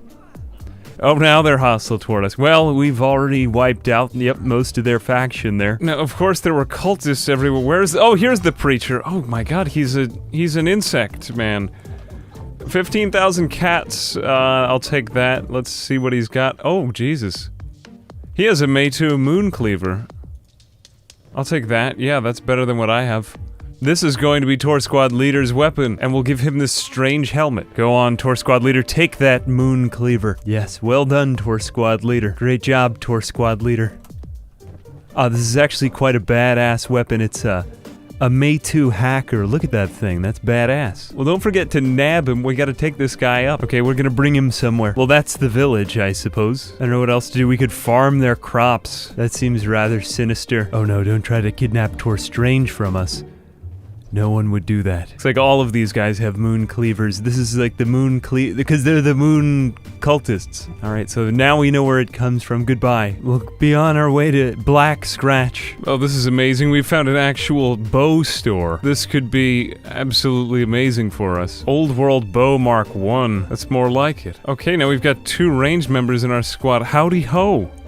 Howdy ho and goodbye. I must say the Torsquad is getting rather specialized now. Very specialized are we. Now to fight another large, unnecessary enemy. Not a Leviathan, but... And while he may not be the most fearsome boss, he's certainly the largest. Let's enter its, Oh, that's a surprise. Where is he? He's not here either. Oh, there he is. 3rd floor. Well...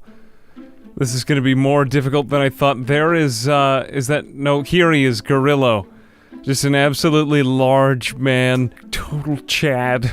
But we need to get them out of this tower because, obviously they fight better inside, so... Alright, Torspeed, obviously you're the one for this job. Why don't you go up there and just upset them somehow? We'll be waiting out here. Alright, everyone, here I am. Everybody else just stay outside. Torspeed, lead them outdoors. It's their weakness is being outdoors. Here we are, okay, good. Good, they're all coming outside. This is their one true weakness. Alright, here they come down the stairs. Down the stairs they go. Oh look, Gorillo himself is just coming straight after us. Okay. Alright, he's... Stoop Kid's afraid to leave his stoop. Alright, we'll fight him out here. The others should... Are they gonna... Okay, they are gonna help their leader. But Gorillo is just... Oh my god, that was really just very one-sided. The rest of them should go down fairly easily because they're all martial artists.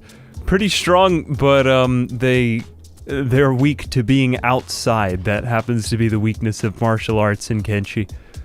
So we're just gonna just kill all of these giant... Oh my god, they're massive. There they go. No, you... There is no escape. No, everyone stay outside. That's their weakness. Get Gorillo and be out of here. What does he have? He has a May 2 plank. You know, I'm feeling as if perhaps this should be Torsplosion's weapon. Alright, time to leave. We have a bounty to pick up. There goes one of the largest NPCs in the game. Probably my favorite boss to carry back. He still has on his shoes. For some reason we didn't take those off. Probably because we don't wear shoes. That's our one weakness. It's our Achilles heel, if you will. So the Torsquad returned home, now to embark upon a crusade. I gave Torsquad leader this cult hood, because now, well, you know what's happening next. Torstealth has been busy acquiring limbs for the last week in, Mongrel, so now it's time to put those to good use. Do not stop when you are about to reach the state of sublime perfection. The wise man stays awake into the night and watches the sun rise. Now we reunite the squad. Under one banner we proceed. And I've come to the decision to give everybody KLR limbs. Except perhaps one or two of the Torsquad members. Why are we going over there? Let's stay here, people. Since I want them all to be combatants now as we go on our crusade, these are really some of the best limbs, aside from maybe industrial lifter arms for our heavy weapons users. So that's the way it's going to be. Yeah, there's Torsquad leader, full Exodia. There's Tor Struggle, full Exodia. Well, that's about as well as we can do. We're basically one giant unit now. And so the Torsquad left for their crusade. We actually are, we are quite badass now. Each of them has a little bit more individual flavor now that we've acquired all of these boss items. It's kind of like carrying a bunch of trophies. Alright, the first site on our journey will be one of the holy farms up the river. These places are great, no inquisitors to worry about, just normal people there, but it does do damage to the holy nation. Okay, we're here for the crusade. Let's begin. First off, we want to get, yeah, they have those crossbows up there. Let's take those out. There's like 3 people at this holy farm. I'm pretty sure we're gonna win. It's just some farmers. The only thing that would be dangerous would be if, like, an inquisitor on a nearby patrol came. In which case, we just take over these yeah, let's just take over these things right now. Torsquad leader, you go help out. Good job. Good job, everyone. Tors heavy weapons, why don't you know what, you take a break, go up to one of these crossbows, man. That's fantastic. Okay, great. We've killed a couple of the cattle, too. Let's bring down the doors. Let's bring down the doors. Yeah. Oh, this is awesome. So awesome. Yeah, we've taken over the holy farm. Not very much work to take over the holy farm, but now we embark upon the mission in which we're bound to spend the most time during this playthrough, fighting enemies who are objectively stronger than us. The holy nation has the ability to keep calling back unlimited manpower.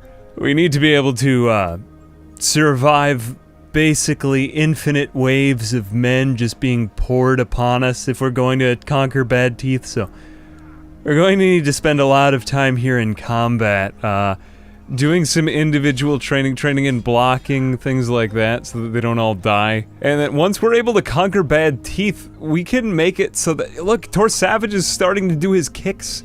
Martial arts level 24. Good things happening here. We can take out one group. I'm still not quite sure if we can take out 2, because we have so many, look at how much health they've already lost. Just from 1 or 2 fights. 1 guy's knocked out, 2. We need it to be very easy for them to fight 1 squad, and then after that we can, yeah, look, here comes another one. Let's see how they fare against, here's a high paladin too. How will they fare? Okay, so we can beat two groups, but that's still not much. We need to be able to beat 5 or 6 at a time in order to begin scratching away at Bad Teeth. Well, now we're off on a quest for which, more likely than anything else, will just be a constant state of warfare with whoever happens to pass by. Yeah, even that small group managed to wipe us out. Okay, so we're still really not quite as powerful as I thought we were. So long as no slavers come after the Holy Nation, that really tests my patience when the Holy Nation is taking forever to get by and then the slavers come and then just take off all of your items. I think we can handle this one though. Yep, we did. Our toughness has grown.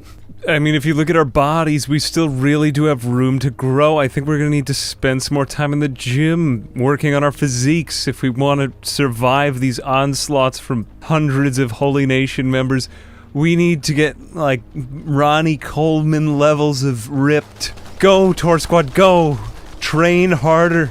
Put some back into it. Okay, we're gonna do this, and we're just gonna remove... Everybody, take off your shirts. Okay, this is great. This is such a great way to train. Very masculine. Does Beep get more buff when he trains too? No, well, maybe. He doesn't look that much bigger. Okay, this is evil now. 14 dudes all working out at the gym over their house. Hang on a second, I need to go get just a little bit of plastic surgery to exacerbate some of their differences. Torsplosion and Tors heavy weapons need some surgery. Okay, so Torsplosion and Tors heavy weapons, we're gonna make them look far stronger. Just look much more imposing. There we go. There. Perfection. Now, to me, this just says Torsplode. Maybe not, that's too much, yeah. Yeah, like there is better. That's more possible. Okay, Torsplosion now, Tors heavy weapons as well. Okay, and there's Tors heavy weapons. Much stronger looking now. Great, great. This emphasizes their position in the squad. There we are, much stronger looking, especially when put with the rest of the squad. You're right, I'd say with all of that in place, we're looking far more Tor strong now. We do actually need to train their stats, but, yeah, this is gonna be a while. The max level they can reach on these things is 59, and it's a bit of a snail's pace, but having them all do it at once should make things easier. Well, here we go, we're gonna be waiting a while for them to complete all of this. And Tor Stealth should slowly start to catch up to the rest of the group as we go. Hello. When the sun shone on the face of Torsquad leader and his men, that righteous sentence was written in the sky. His truth is marching on. And so, Torsquad leader and his men began their humble crusade up the river. A crusade of equality. A crusade of acceptance. And on the night before they raided Bad Teeth, they rested in silence beneath the broom tree. At sundown, as he knelt, Torsquad leader wiped blood from his brow and beckoned his men. Stay here. Keep watch with me. Be vigilant tonight. Those fearless men were savage with his fists, and the rest of the Torsquad, loyal heirs, all defended Torsquad leader, for they were extremely humble. And there they fought, and they slaughtered the enemy. There was no ambiguity in this. It was just an absolute... Welcome back to Kenshi. We've been training like every day. Glory, glory, hallelujah. Today we begin our crusade against Bad Teeth, one of the first cities of the Holy Nation to the south. I think we're ready. We've been training a lot. We've been doing nothing but lifting weights for the last 3 weeks and raiding the city occasionally. Now I think we're ready to just conquer it. We can take on several patrols at once. Look at that. They're already healing themselves. Oh, this is going to be an absolute... Well, let's just see the numbers. Look at how strong the Torsquad is. Maybe not completely one-sided, and the Holy Nation may have unlimited manpower, but look at the kicks. Torsion is a martial arts god now. Jesus Christ, absolutely just astounding what's happening here. Look, there goes Tor Strange. You're not even supposed to be fighting with that. Well, regardless, it looks like one went down. Beep went down. We might need to go back and heal up briefly. Yes, good job, Torsplosion. Look at how large Torsplosion is after all of that weightlifting and plastic surgery. Look, there goes a leg. Absolutely tranquil. Tranquil are we. We bought more beds so the whole Torsquad can rest. I'd say we're now just about ready to attack the city. There it goes. There it goes. They're just absolutely awful. Okay, Torsquad. Let's see some action. Oh, Jesus, look at all those paladins. See, I'm gonna show you what the Torsquad can do now. Here's a whole group of paladins. Look at all that green. A lot of red, too. Yeah, but the Torsquad still very... Oh, my God, we just got hit pretty bad, but... This was a surprisingly large group of paladins, after all. Okay, they're gonna win this just barely, but... We're strong, but we're not that strong yet. We could totally win this. Come on, Torsplosion, Torsplode! Show the world what you're made of. Oh God, for God's sake, do it. Hit them.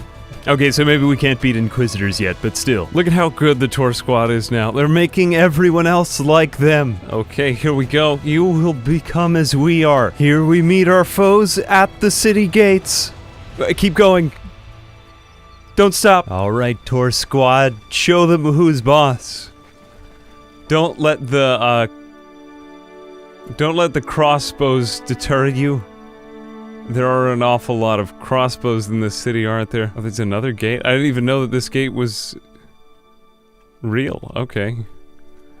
Well, regardless, the best way to fight this city is just by attacking it one gate at a time. Don't bite off the whole thing, that's too much. So we'll do it like this. Many of the squad members, you'll notice, have Mei-2 weapons now. They're very well-armed. Really too well-armed. They should be armed with weaker weapons while they still level, but I don't do that. So here we go. Great job, everyone. Loving the teamwork. Okay, we'll come in through the postern gate of the city. Very subversive to come through this way. Yeah, see, this guy can't really do very much to us. He's just... If you had one of these skeleton limbs, you would be much stronger, but no, you didn't believe in that. You didn't trust science. Okay, we'll also attack their citizens because they're completely bad. Look, we've already disabled half of the city and they don't even know that we're here. Sleuth will be our guide these days. Go, Torsquad. Like the Greeks in Troy. Excellent. Man, look at them in combat. They're so badass. You know, the Holy Nation... Torsquad later, why are you just standing there, man? There we go. Great stuff, everyone. Great stuff. Love the teamwork and helping after the fights. That's good. These guys look like that they did failed breakdancing moves. That's how they died. The one that we're looking for, not this guy. We're gonna, you know, slowly weaken them as we go. Be careful not to get your asses kicked. Okay, here comes a rather large group of them. This isn't a great fight. Let's go inside of this building. Generally, they're weaker inside because they tend to wield larger weapons. Oh, what? You just gonna stay out? Alright, whatever. Some of them just decide not to come inside. A lot of them wield heavy weapons, though, so those are weaker inside. That's generally better for us. See, we're getting more green in here, so... The great way to conquer a city is by luring everyone indoors. God damn, look at that! Savage is just absolutely slaying in here! God, martial arts is very badass. Very badass. Okay, everyone keep regrouping. I don't want anybody to go off lone wolf. It's not safe. Can we go help out Tor's security? It looks like he was downed. One of his limbs was murdered. There we go. Tor's explosion. He needs to stay outside. He is a heavy weapon user. Also happens to be a stand user. Okay, we did a good job this run into the city. Let's just heal each other up. Let's get somewhere safe. Go somewhere safe, Torsquad. That's good. Good job, Torsquad. Okay, this is great. We've pretty much taken over the city. No new patrols have come in. There's maybe 3 guys left in here. Mostly they just came to us. Yeah, okay, here come a few more out from the prisoner areas. Several other paladins to take out. Most of them are injured, though. You'll notice that there's a lot of guys on the ground who are just missing something. Okay, I'm pretty sure that we've secured the bar now. Almost no one is alive in there anymore. Everybody's unconscious. Now, the last major thing to do is we just have to draw out the High Inquisitor of this town, so let's see if we can find him. Absolutely just no one in here. This is just a regular paladin crawling around on the ground. Who is this? Another one. More paladins. Okay, now we just set all of the captives free. Now you fight for us. And we've really done a number on this city, but the High Inquisitor is nowhere to be seen. Okay, let's go to a different Holy Nation city. We'll come back later.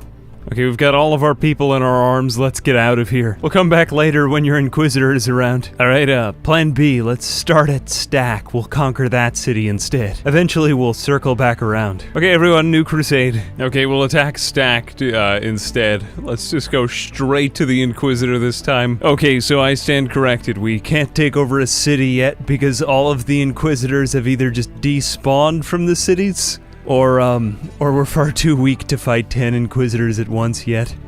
Something that even Torsolo struggled at, so we'll just keep working along the outskirts. It's time to set the captives free. Okay, now we have a band of loyal followers, apparently. Escaped captives who want to join us. Our crusade grows. Now we just attack a few more camps and set other people free here. It's nice. Tor stealth gets out all of the prisoners while the rest of the squad does the fighting. He increases the level of subversion while everyone else works on, you know, the fight, the violence and the fighting and the rebellion itself. There's only one way I can really think of just eliminating these high overseers. There's not many other choices here. We'll go about it the Breaking Bad Walter White way. Alright, that is a pool of acid. Let's, now put him down in the- oh my god, that's even better than I thought it would be. Okay, come on, just don't bounce this time. Don't bounce. Or if you do bounce, okay, at least bounce into the- why would you keep doing that? Alright, let's give this a couple more tries. There we go. Torch struggle, you and your guy. Okay. This is how we gotta get rid of all the high overseers. It's okay, everyone. You know, standing in the rain will make you stronger like this. Like a sauna. Actually, come to think of it, Beep is resistant to the acid. We could just have Beep go into the water with them. There we go. Alright, that one's, I think that one's just about done. Everybody, you know, everybody else go back to dry land. Beep will handle this. That's the reason we have a hiver here. Whatever happens, I'd call that an outrageous success. Well, it's now time to properly assault Stack. We have a bunch of camp beds outside and we're ready to just rejuvenate continuously until we've worn down the city and kidnapped the Inquisitor. The city is falling, clearly, and we make our way in deeper. Time to go in for the Grand Inquisitor. You know what, I have a better idea, though. Instead of going through all of that, Tor Stealth, I have a plan for you. It's getting to be nighttime. Let's just hide you out here in the back for a few minutes. Yeah, there we go. Now you're in the shadows. I bet you that we can nab whoever's left with this. Yeah, there's High Inquisitor Seta. Watch this. This should be interesting, or not interesting at all. Let's just... okay, goodbye, High Inquisitor Seta. That's how overpowered... you know, I can't believe I never used assassination in this game up until this point. Rather than go through all of that fighting, Tor Stealth is quite literally all that we need. And there's all of his ridiculously overpowered items and weapons. Let's take those too. Yep, all that. That should pretty much turn over Stack to the Sheks. Mind you, Tor Stealth has 80 assassination now. He deserves that. Okay, here we go. Turn him into the police. 40,000 cats, not too bad. Alright, looks like the Sheks have taken this place over. All that for one measly assassination. Can we do that at Blister Hill too? Alright, let's find out. You know, we don't have the military- we are strong. We don't have the military strength quite yet to, yeah, look, now the Holy Nation and the Shek are fighting too.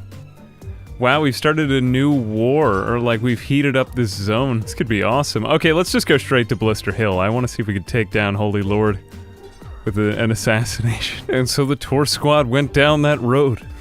Their crusade unexpectedly cut short. There it is, Blister Hill. I'm just gonna leave everybody out here while Tor Stealth goes in. Let's keep taking him out. Okay, here's where we go for it. It may be the middle of the day, but Holy Lord Phoenix is alone. We have a 61% chance if we just do this. Oh my god, really? This... no, okay. Okay. Alright, I'll back off for a minute, I'll back off. Alright, show me the throne room. There he is again. Exactly the same spot. Oh, okay, no, I nudged him.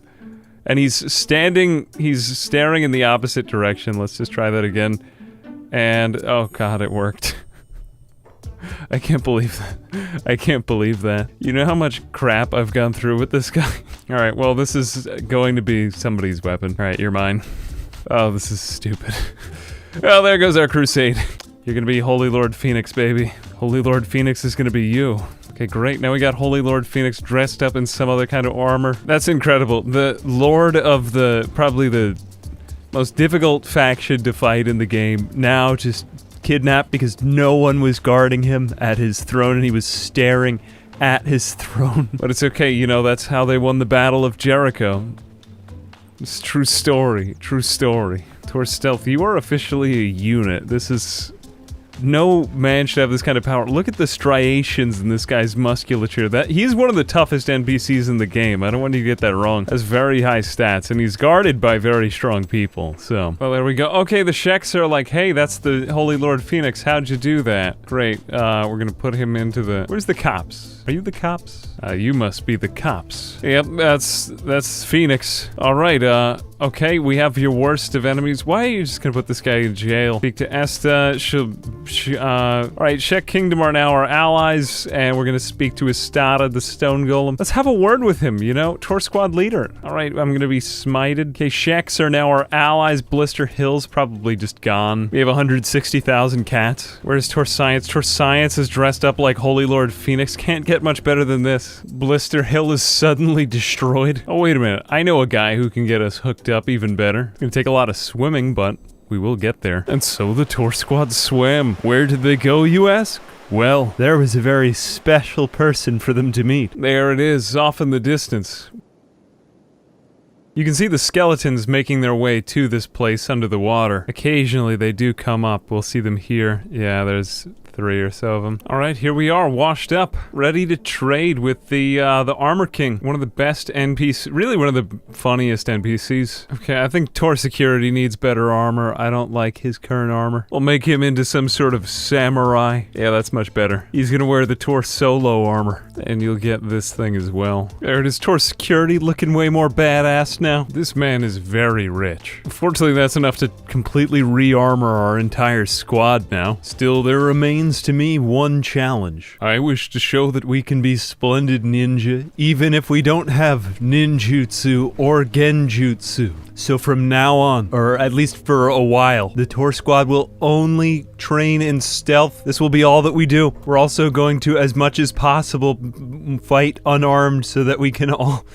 If we lose our weapons, we won't be completely, ruined. It's going to severely nerf us for a little while, but then after that, it'll make us all super powerful in case if we ever lose our weapons. Which, mind you, happens a lot. Okay, everyone, from now on we fight unarmed and we only sneak. This way we can run like Naruto when we're stronger. See, they'll never see us, these hungry- Okay, maybe they will. Look at how- See, look at what Tor Savage and Torsion can do in fight. I wish everybody could do that, because then you'd have a big team of, like, Rock Lee or Goku or Naruto or something. Would easily be much cooler. We need to get better at stealth. There's no doubt about it. Don't question it. Alright, let's see how we deal with the Gorillo in unarmed some of us in unarmed combat. Not all of us. We don't all need to be. I just don't have the room to store those weapons. Okay, great, we're doing just fine. Doing great, Torsquad, looking very sneaky in the middle of this village of hivers who all can see you. Just ignore those arrows around your bodies. No one can see you. I don't really care if they're all good at stealth, I just want them all to be able to run like Naruto together. Look at how fast the stealth is going. Jesus Christ. That's at level 39 right here. All we have to do is just randomly walk around the hiver. Oh god, look at that. That is just stupid. Well, here's another stat tree you can pretty easily just cheese. Look, Torsion and Torstrange are already able to run like Naruto. We'll be running like Naruto in no time. Okay, let's see how we fare in martial arts combat. Almost everyone is crap at this. See, what I'm optimistic about is just the fact that, as you get better in Kenshi, you have to keep coming back to these earlier areas because you find that there's things you've neglected. But look at how much damage Torsion and Tor Savage can do with their martial... Jesus Christ. Yeah, it's... like, martial arts is a very good skill just to have for indoor combat later on. Like, if you get jailed or something, it's very nice to have that. I think we're gonna go ahead, stay back in these earlier areas for a little while, and just train this for a bit until we're all doing flying kicks or something. They totally sold my house. I own that house. What did they do? Somebody just put crap all over my house? Oh wait, I just realized that I had to reset all the game NPCs because everyone accidentally doubled. Oh well, alright, it's time to fight some slavers. No real reason, but just, well, if they're not training martial arts, it'll at least get them better at blocking and dodging. These are also essential skills. Look, oh god, Tor Sword. Very shameful in this fight, are we? My god, look at what Tor Savage and Torsion easily have the best animations in this squad. Gotta get everybody up to that level. Yeah, let's get everybody there. Jesus, that's so nice. Oh god. Okay, beating real live Sheks. Wow. Never thought we'd have it in us, but that's great. Majestic. Nice. Alright, Kral's Chosen are down. And, okay, there's a lot more of them. Wow. Well, they're no match for the Torsquad. We knew that, though. Okay, we found a guy named Flying Bull worth 30,000 cats. Let's just grab him. Must be a boss or something. Not even one I was honestly aware of. Oh, this is great. Everybody gets a Crusader hat for later on. Awesome. Love it. Yeah. Okay, now we turn this guy in. And that should be another 30,000 cats. Okay, and now with the whole squad donning these sort of like crusader hoods. They all look like Knights Templar, except just far worse. Okay. A crusade of equity. We make our way to the Berserker village. Alright, there's not very many Berserkers here, so...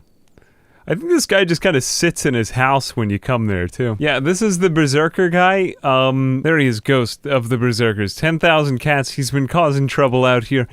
Yeah, we're gonna get him. Here we go, these people hit like a truck, but fortunately we just have more people, and that's what you need here. So, yeah, there he goes, Ghost.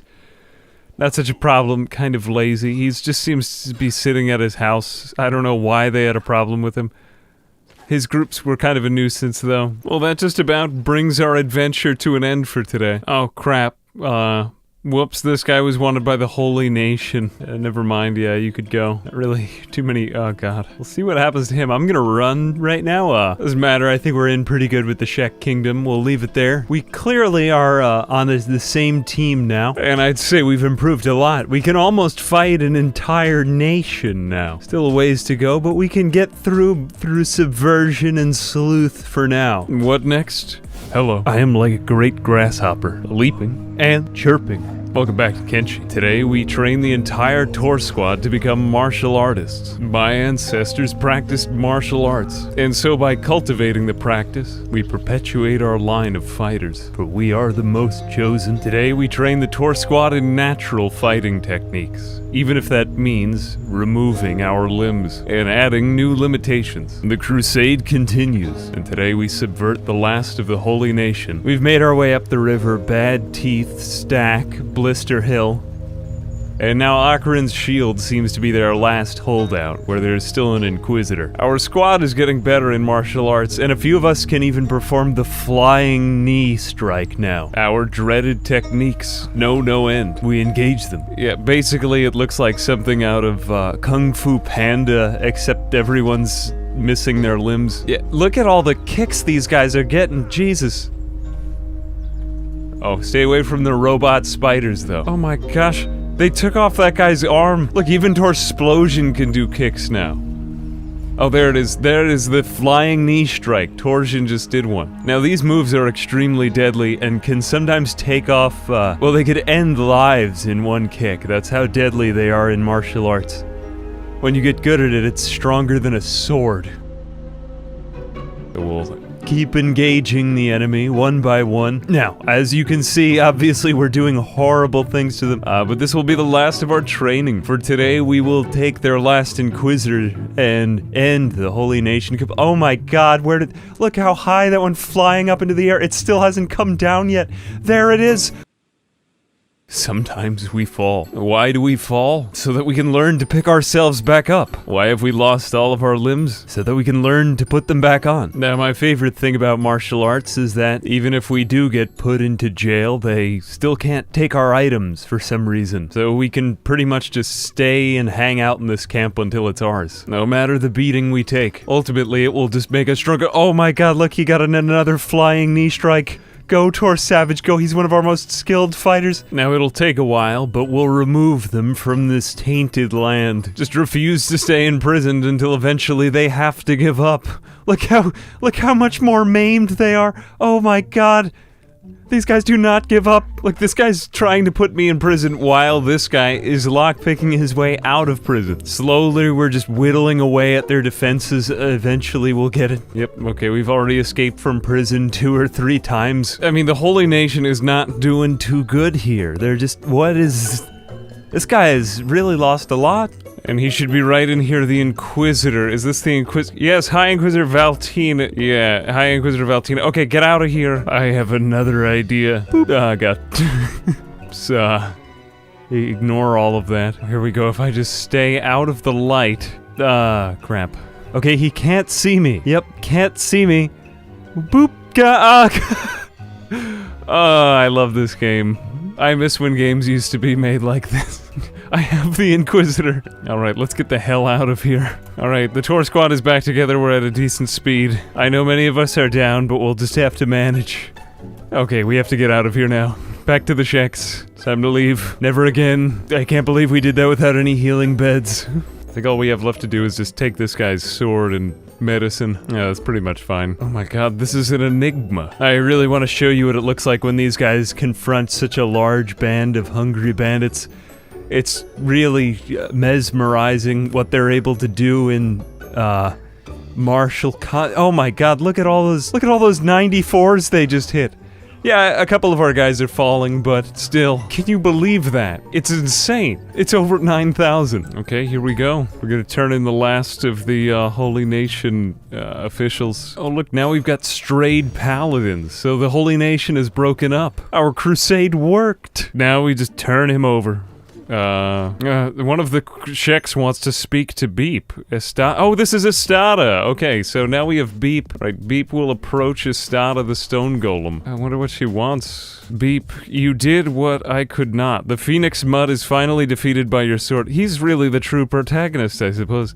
To the Shek, you are no longer an outsider, you are our kin. I name you a warrior of Kral, an honorary invincible. Beep the Battleborn. Alright. Okay, now we're the Dovahkiin or something like that. Can you just take this guy from me, though? Oh, awesome, the relations have improved by 20, whatever that means. Okay, and 40,000 cats reward. The Holy Nation is now destroyed, or at least broken up. Beep is, the Dovahkiin and can use dragon shouts. Alright, it's time for a baptism. Do we have time for another baptism, or should I just dismiss you? I don't even really know what to do. I feel proud. The Holy Nation is defeated. The Sheks have just given us a person. We could probably get as many Sheks as we need. We could build up an army now, probably, of Sheks. I don't think that would really be, thematic, but what is thematic? And now we visit someone who will change our fortunes. In the southeast, we will now be able to create more torso. Even more so. Come, my people. We now venture into the scariest area in the entire game. How do we fare against the skin bandits?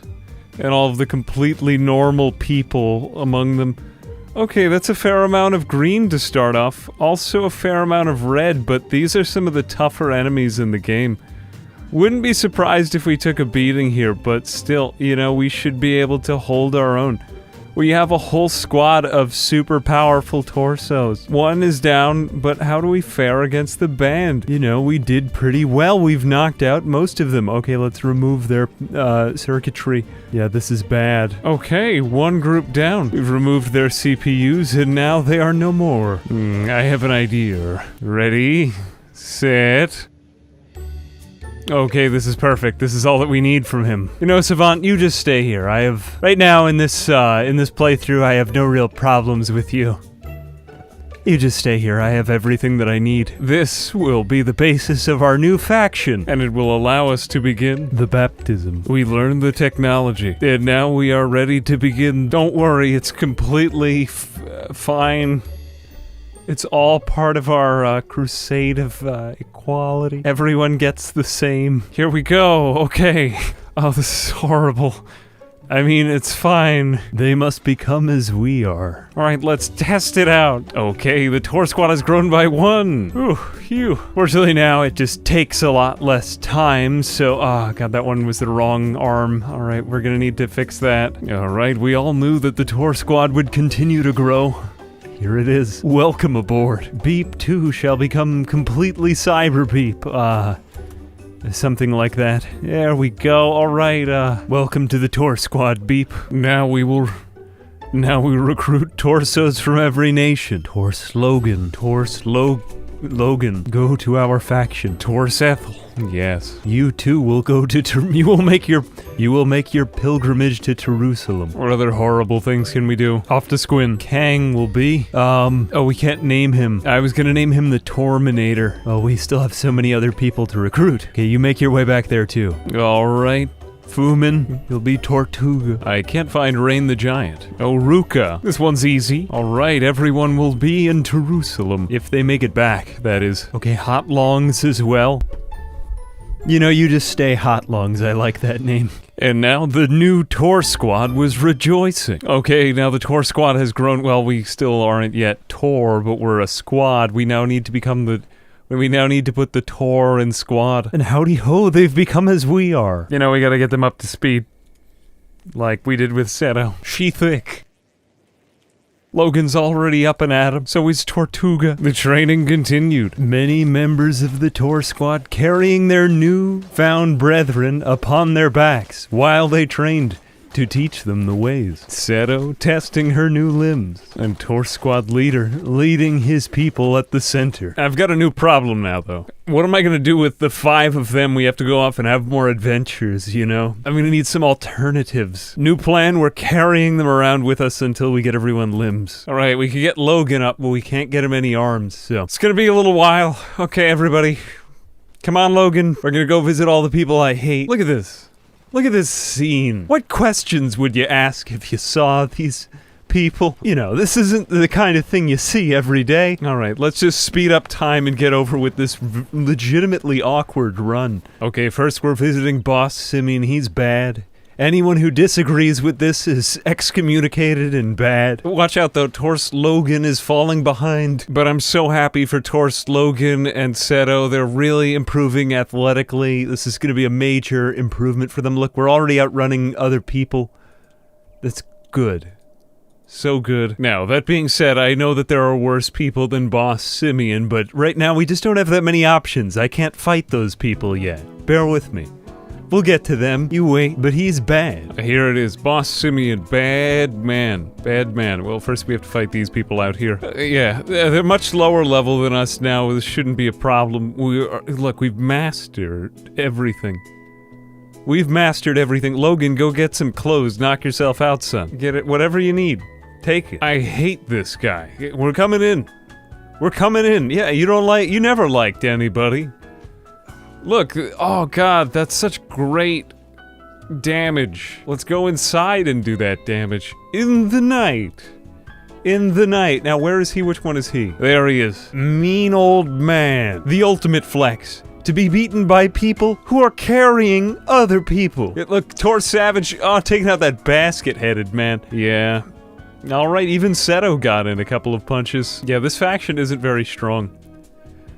I think the United Cities hates us not enough in order to try to kill us when we enter there, so we're gonna take this bounty. Tor Security, pick him up. What are you doing? There you go. Knock yourself out. And yes, do take that sword. Alright, we're going back to the place to do the thing. This reminds me of the beginning. Remember how we started here? Wow, that was a long time ago now. How the times they are a-changin'. And so we cross this is... It doesn't seem more normal any time I look at this image. Every time it just always still seems completely uncommon. Wait a minute, we need to fight the United Cities. They're after us. Crap. Alright, we're gonna need to fight our way into the city. At least we're winning the fights though. Tors Logan, you just keep rooting for us from over there, and we might meet this level of resistance from the city. Oh, this guy's gonna regret messing with us. Alright, well at least we get his nice robes. Ugh, he lost an arm. At least we get his Eagle's Cross. That's quite nice. And all of his money too, wow. He carries physical money on him. Let's just take all of it. It's the right thing to do. And his glasses. Can't really wear those, unfortunately. Oh well, alright. Roll out, Torsquad. I feel like we need a battle cry or something very corny like Tors roll up on him or Autobots. Let's just go to the city. We need more limbs. Oh, free armor. Wish I had seen that before. That's great. These guys are very well armed. I'm probably going to be arrested on my way into the city. And this will make Tors Logan much stronger over time. Tor Stealth goes to the city. Everybody else just stays here because the desert is getting kind of hot. No, you know what? Pun intended. I wish I had thought of that. This is legitimately how I'm planning to give everyone limbs in this squad. Okay, Toruka, you go over there. Get one of these legs. That's great. Okay, now you have 2 legs. Alright, we're just gonna keep doing this throughout the world until we have limbs. Why will you not step there? There we are. Well, I got what I needed. Alright, that'll get them all running. Up and running. Oh, we totally forgot boss. It's fine. It's fine. We needed the limbs more. Yes, just stack them. That seems like a completely normal way to put down the limbs to our stealth. Why is that in the game? Okay, here go 2 more bodies. Let the body hit the floor. See what I did there? Okay, Tortuga is operational, and Kang will be as well. Okay, I mean, if nothing else, we have them all gaining athletics experience. That feels pretty good, right? Yeah, it does. Don't question it. Okay, let's take 2 more. We still have 2 more people. We are moving, we are moving! Oh, they're fighting us. Well, this'll be a copious source of new experience, I'm sure, wearing the United Cities armor around in their territory. A wonderful adventure. I think we can walk about 2 feet in this desert before someone tries to kill us all again. We just have to get out of here. Fortunately, we've now reached the point where we're more powerful than any of the factions in the desert. Okay, and again, that's enough to give everyone a leg. Wow. Amazing. Wow. Magnificent. Oh, okay. Is everybody walking now? Well done, Torsquad. And look, even Torstealth is slow running like Naruto is a sign of celebration, victory, and triumph. Great job. All right, let's go home. Almost all of the newbies are still missing arms, unfortunately. We'll get to that later. We'll get to the combat, but first off, we just need the athletics. Oh my god, this guy is fun. And so that day, the Torsquad returned home, looking more badass than ever before. Couple missing arms. I think we'll go for KLR for everyone. Now we'll really try to cement that in. Thinking we're all gonna be just martial artists by the end of this, because I don't have the time or opportunity to keep track of who has which weapon, and it also looks cooler. Can you imagine having 5 people all doing flying somersault knee jabs at your face? This whole squad doing that at once? I'm not gonna give that up. They're fighting Leviathans next. We have all kinds of bigger targets to hit. Such greatness lies in wait for the Torsquad. Just open your eyes. You won't even believe what's next. When we return to Jerusalem, I will have an army.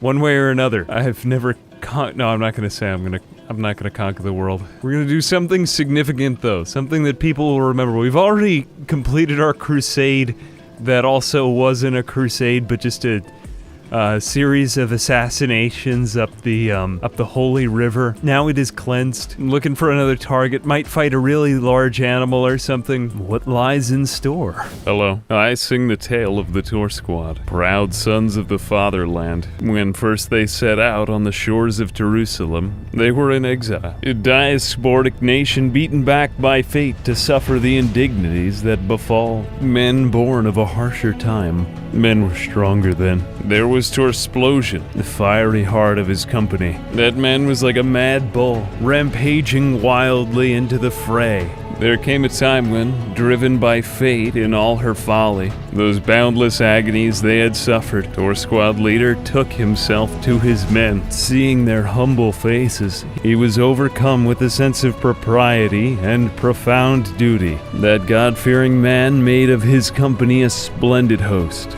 They had trained, and against all odds, cut forth into those immortal lands, knotted and disgraced by years of unwept war. A founding story for a great nation. And as I stood there looking on the old world, and remembering the tale of the Torsquad, a somber tone tinged my spirit and moistened my brow. Just as the day star sinks haphazardly, unasked by us, into the horizon, so were my brothers, the Torsquad, lamenting your fate, when you, Torsquad leader, sunk beneath the earthen domain, when your starry crown sunk into the sea. Weep no more, men of the fatherland, for your woeful shouts would be better spent carrying out the last vision, the last fading light of Torsquad leader upon the shore. Now, as you may know, the gates of sleep are 2, one of ivory and the other of horn. Torsquad leader, for your sacrifice, having passed beneath the waves, you spake unto your men, weep not for me, and tarry no longer, my faithful sons. For it is in you that the glory of Jerusalem should be restored, as fate decreed. We were all filled with compassion. March around the hub for 7 days, and I will send unto you a savior. Torsolo is his name, wrecker of armies, messenger of fate, enforcer of the gods' justice. That man will make of you a great nation. And so the Torsquad set out from those shores of Jerusalem for the hub. For 7 days, they flagellated themselves, moistening their backs with the dew of their sweat. Night begat day, day begat night, They saw 1,000 stars, and at the dawning of the 7th day at the city gates, there arose a great rumbling from the earth. There was first a great earthquake, and then a great wind, and then there was a whisper. A stranger appeared in the city. That masked man, when he appeared at the front of the Torsquad, spake, "Who among you would doubt and need to place his finger into my wounds? For a torso is never late, nor is he early, but he arrives precisely when he means to." He removed his hat, and we were all filled with compassion. At the dawn star, it was Torsolo the White, that God-fearing man, coming back to save us. We would unite forces, for I have seen beyond the farthest stars, and my memories are a tapestry of the fates befalling men of all ages. But when this man entered the Torsquad's journey, their fates changed. Alright, we're back with the Torsquad. Torsolo's back. Reincarnation of Torsolo. Not Torsquad leader at all. Has nothing to do with Torsquad leader. Stop asking. It's not Gandalf either. And it's time to take on the greatest fights. But before all else, we must claim Andúril, the blade of the fallen king. And so we pass beyond the moistened plains, a hell of cacti, and into the decrepit wasteland. We crossed through the darkest valleys. We fought savage beasts and overcame. And we took refuge in this earth's last stand. We passed into the valley of the shadow of death, and feared no evil. No paragon of doubt could dissuade us from this glorious quest. Now at the dawning, like the world around us, our tears fell as drops from the sky. He passed through the desolate wasteland, over high hill and under low mountain, and came to that place, the Ashlands. And he passed like a shadow in their midst. There, on the slopes of Ashland Dome 2, he sought that artifact that makes of men kings. Ah, here we are, we've arrived. The blade of the fallen king will be mine. There he is. Okay, alright, boop. Alright, boop. Why is this allowed? Why is this allowed? Okay. Alright, we've beaten Catlon. That was the worst thing I've ever done. Unfortunately, I forgot to leave my Nodachi somewhere else. You know, we'll just kidnap him. We'll just kidnap him and bring him back somewhere else. Alright, GG. Man, I cannot wait to see how pissed the thrall. Really, guys? This is your man. I've got him. I've got your man. Alright, well, he can see me now. I'm going back. I have him, you guys. They really don't give a sh. Oh well, he's mine now. He is mine. He is mine. Even when I pass through a whole group of them. And we've made it out of the Ashlands! Alright, back to Torsolo the White. Alright, Torsolo gets his things. Alright, Torsolo the White with a new look. Everybody loves Torsolo's new armor. Let's all compliment Torsolo's new armor down there in the compliment section. Don't you think he looks really smashing? Look, he's like remember how Torsolo had samurai armor? Now it's a different color. It's like Lord of the Rings. I mean, it's not like Lord of the Rings at all. It's different story. And so we walk in the path of Torsolo, fighting people larger than us. Much, much larger than us at an unfair advantage. Behold the power of the Torsquad. Those who cannot be defeated in mere combat. We have sharpened our bodies with our minds, and we have made of ourselves a great nation. Shining and bright as the rising sun, crashing like a waterfall on our foes, and winning battles most of the time, by a lot, as it turns out. Probably that's enough. Stealing things. A lot of things, as it turns out. My god, we've really stolen a lot, just all over the place. We're gonna need more people to carry these stolen goods. We're gonna be rich one of these days, really rich. We can fight whole herds of beak things. Christ, I can't even believe how strong we've gotten. There's just whole slews of beak thing eggs here. Hang on, I need to trade these. Alright, well with that, it's enough to bring to fruition the work of the anti-slavers to the southeast. I'd say that this is our next task. This was the path of Torsolo, after all. Torsolo, of all people, who was completely good. Don't question it, he was good. Now it's time to return to our birthing place. Yes, our birthing place. Here, the place where we started. Okay. Very angry at you people. You kept us here for longer than you weren't supposed to keep us here at all. Still, we were in captivity here. We have to fight the bad people. Okay, this shouldn't be so bad. We've taken out their turrets. There are more turrets. That turret is floating in midair. Someone should report that. Okay, Torsquad, that's okay. Just spread out. Some of you certainly will be hurt badly, but overall, I imagine you'll come out stronger than them because you're good. And good always wins, as we know. As it always has. Right, this is great. All we gotta do is stay outside, Torsquad. Just don't ever go inside. You're not very good at fighting indoors. Torsolo the White, why don't you... Yeah, stay out here. Don't try to be a hero, Torsolo. I know you're Torsolo, but it's just... You're pretty green right now. Why are you fighting that guy? We're the ones who are breaking everybody out. Smashing job, Torsquad. Man, no one has fainted. Wow, that is really successful. I mean, one guy has fainted, but Torsion was fainted before we got here, so it doesn't count. Alright, it looks like the captives are escaping. Good, they're free. Now the other ones are escaping actively. We're gonna go help them out, because the supervisor... Oh god, now we're fighting the samurai. They're much stronger than everyone else in the camp. This might actually be problematic, but it looks like we're getting a lot of green. They have a lot of armor, but... Well, so do we. Yeah. Good, we're winning.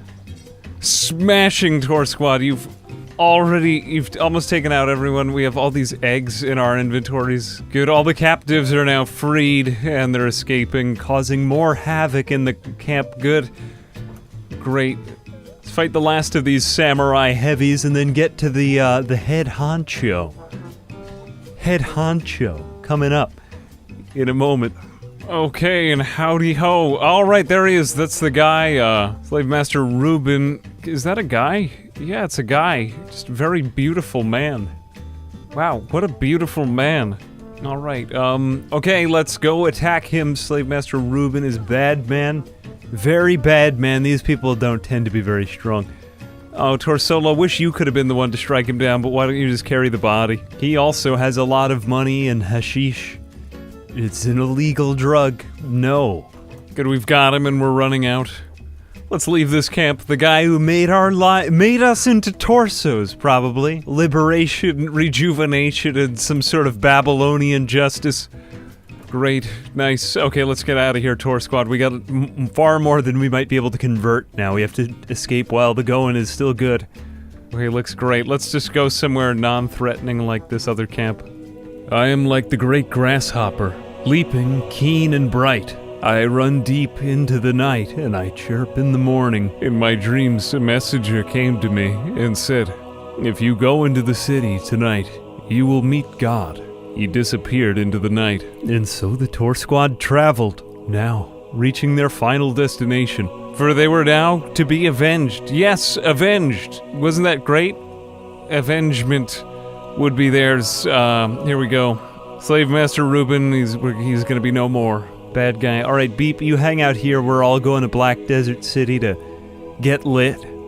Alright, bad people no more. Goodbye, Slave Master Reuben. Your injustice ends here. He is dead then.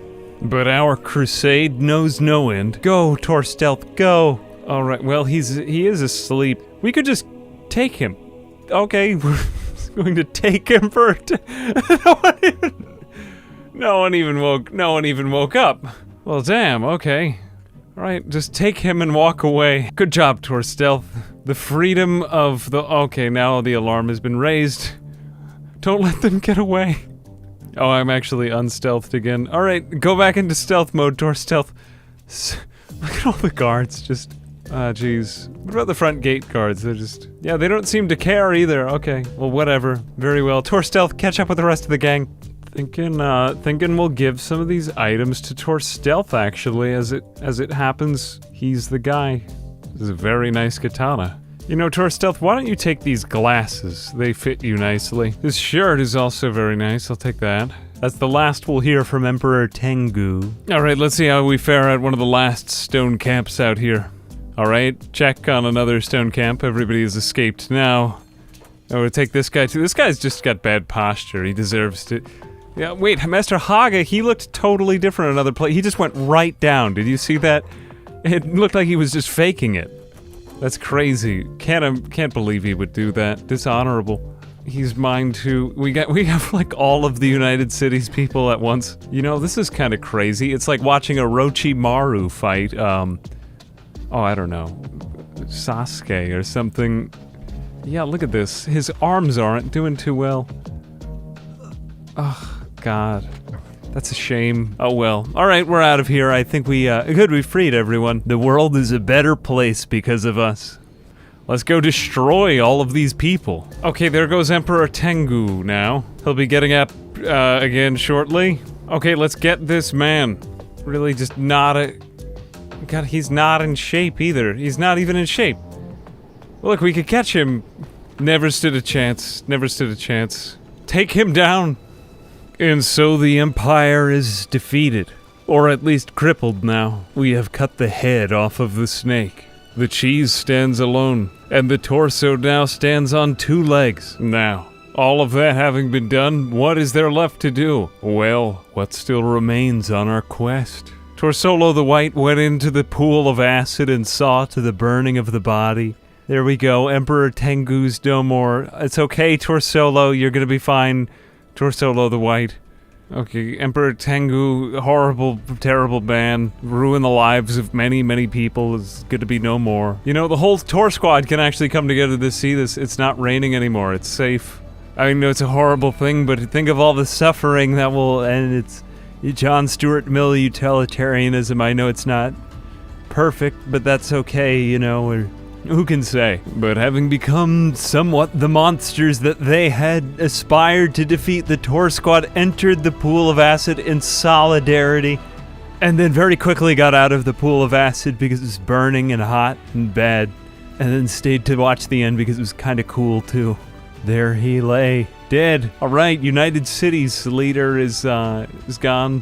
What is there left for the Torsquad to do? We've beaten, you know, the Torsquad has come a very long way. It's, they've beaten the UC, they've beaten the Holy Nation, they've allied with these people.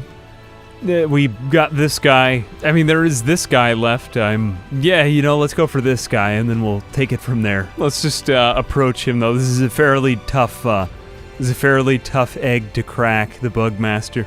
He's actually one of the most dreaded and revered of foes. Revered, too, yes, revered. Like Paul Revere.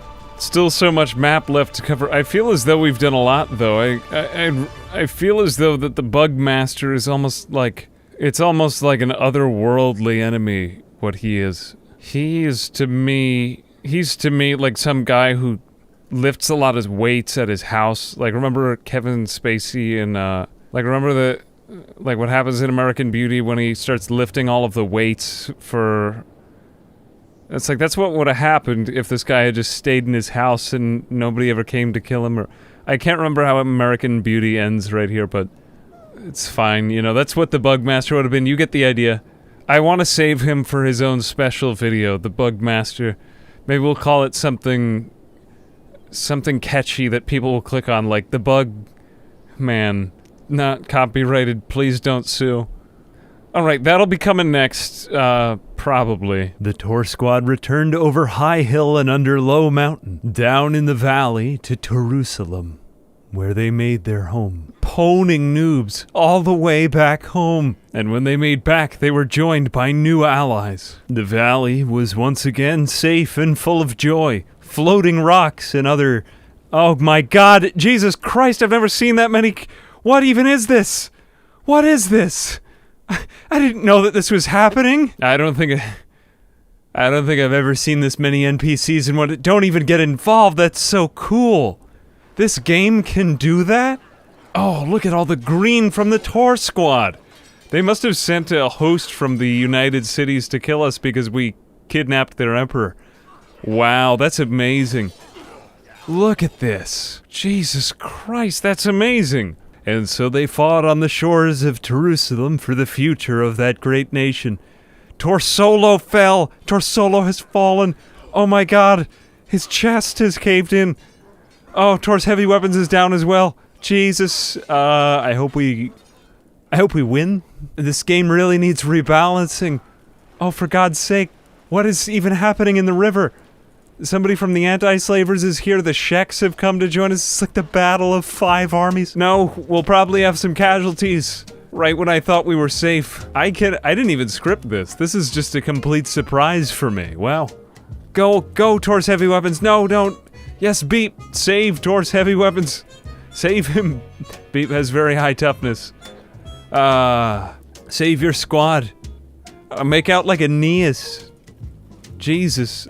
Oh no, Torsolo fell under the weight of his own extremely large pecs. Crap. I still think we might have some chance of winning this because the Sheks and the anti-slavers are just very cool and badass. Everyone knows that whoever's the coolest usually wins. Tor's heavy weapons is also really just pulling his weight here. Torsolo back at it. Oh, Jesus. But not hacking it. Tor savage. Oh, look at the flying knee kicks. He will severely subdue these enemies. Oh, unfortunately, some Sheks have actually turned over their allegiance to the United Cities. Who knows what the Sheks did to them in their time on this earth. I think everybody's down. Oh, this reminds me of when Thor and Oakenshield died at the Battle of 5 Armies. Very sad day, but ultimately a good thing in the long run. I think they might actually beat us. Yeah, it's looking like more of them than us. Where are our other our other squad? Go send for aid, other torsos. Hang on a second. How am I gonna get my way out of this with you? Is Seto down? Seto is not down. Seto is in fact okay. How can we get you to survive? Look at what a mess this place is. Well, fortunately, all of the Shek patrols from all around here are coming into our aid, and they just tend to pass through the region every now and then, so I think we will take a few casualties, but this is, a red day. A red day.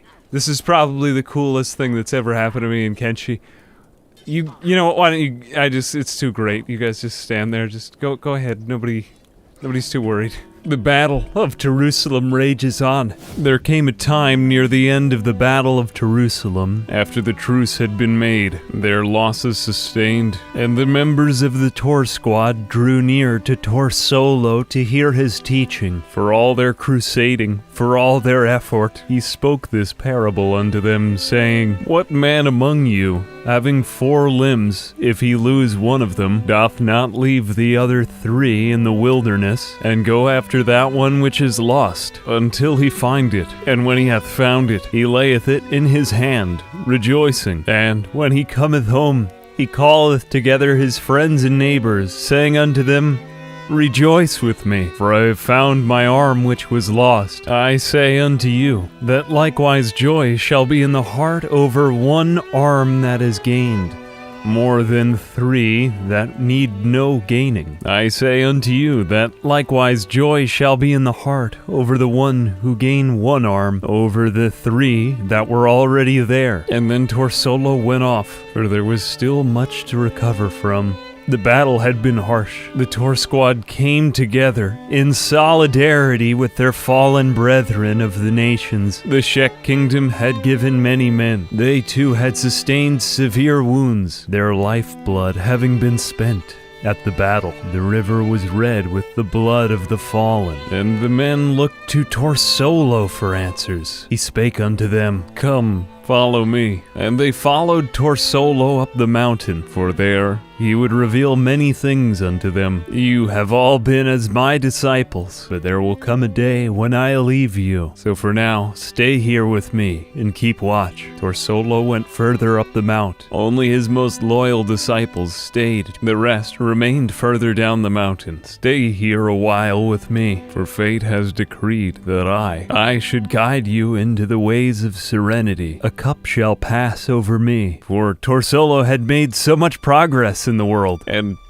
not only Torsolo, but the entire Torsquad. The Torsquad took themselves from Jerusalem, and at the time of sundown, they rested for supper. The sky opened as tears from heaven. The time has come, and as the Torsquad sat at the table, giving thanks, When they had finished eating, Torsquad leader spake these words unto his men. I'm going to take off my shirt and my pants. And he did so. Then he removed his other garments, his sword, everything but the lamp on his belt. For I have dreamed of a day when mankind will know of equality. And then Torsquad leader removed his limbs.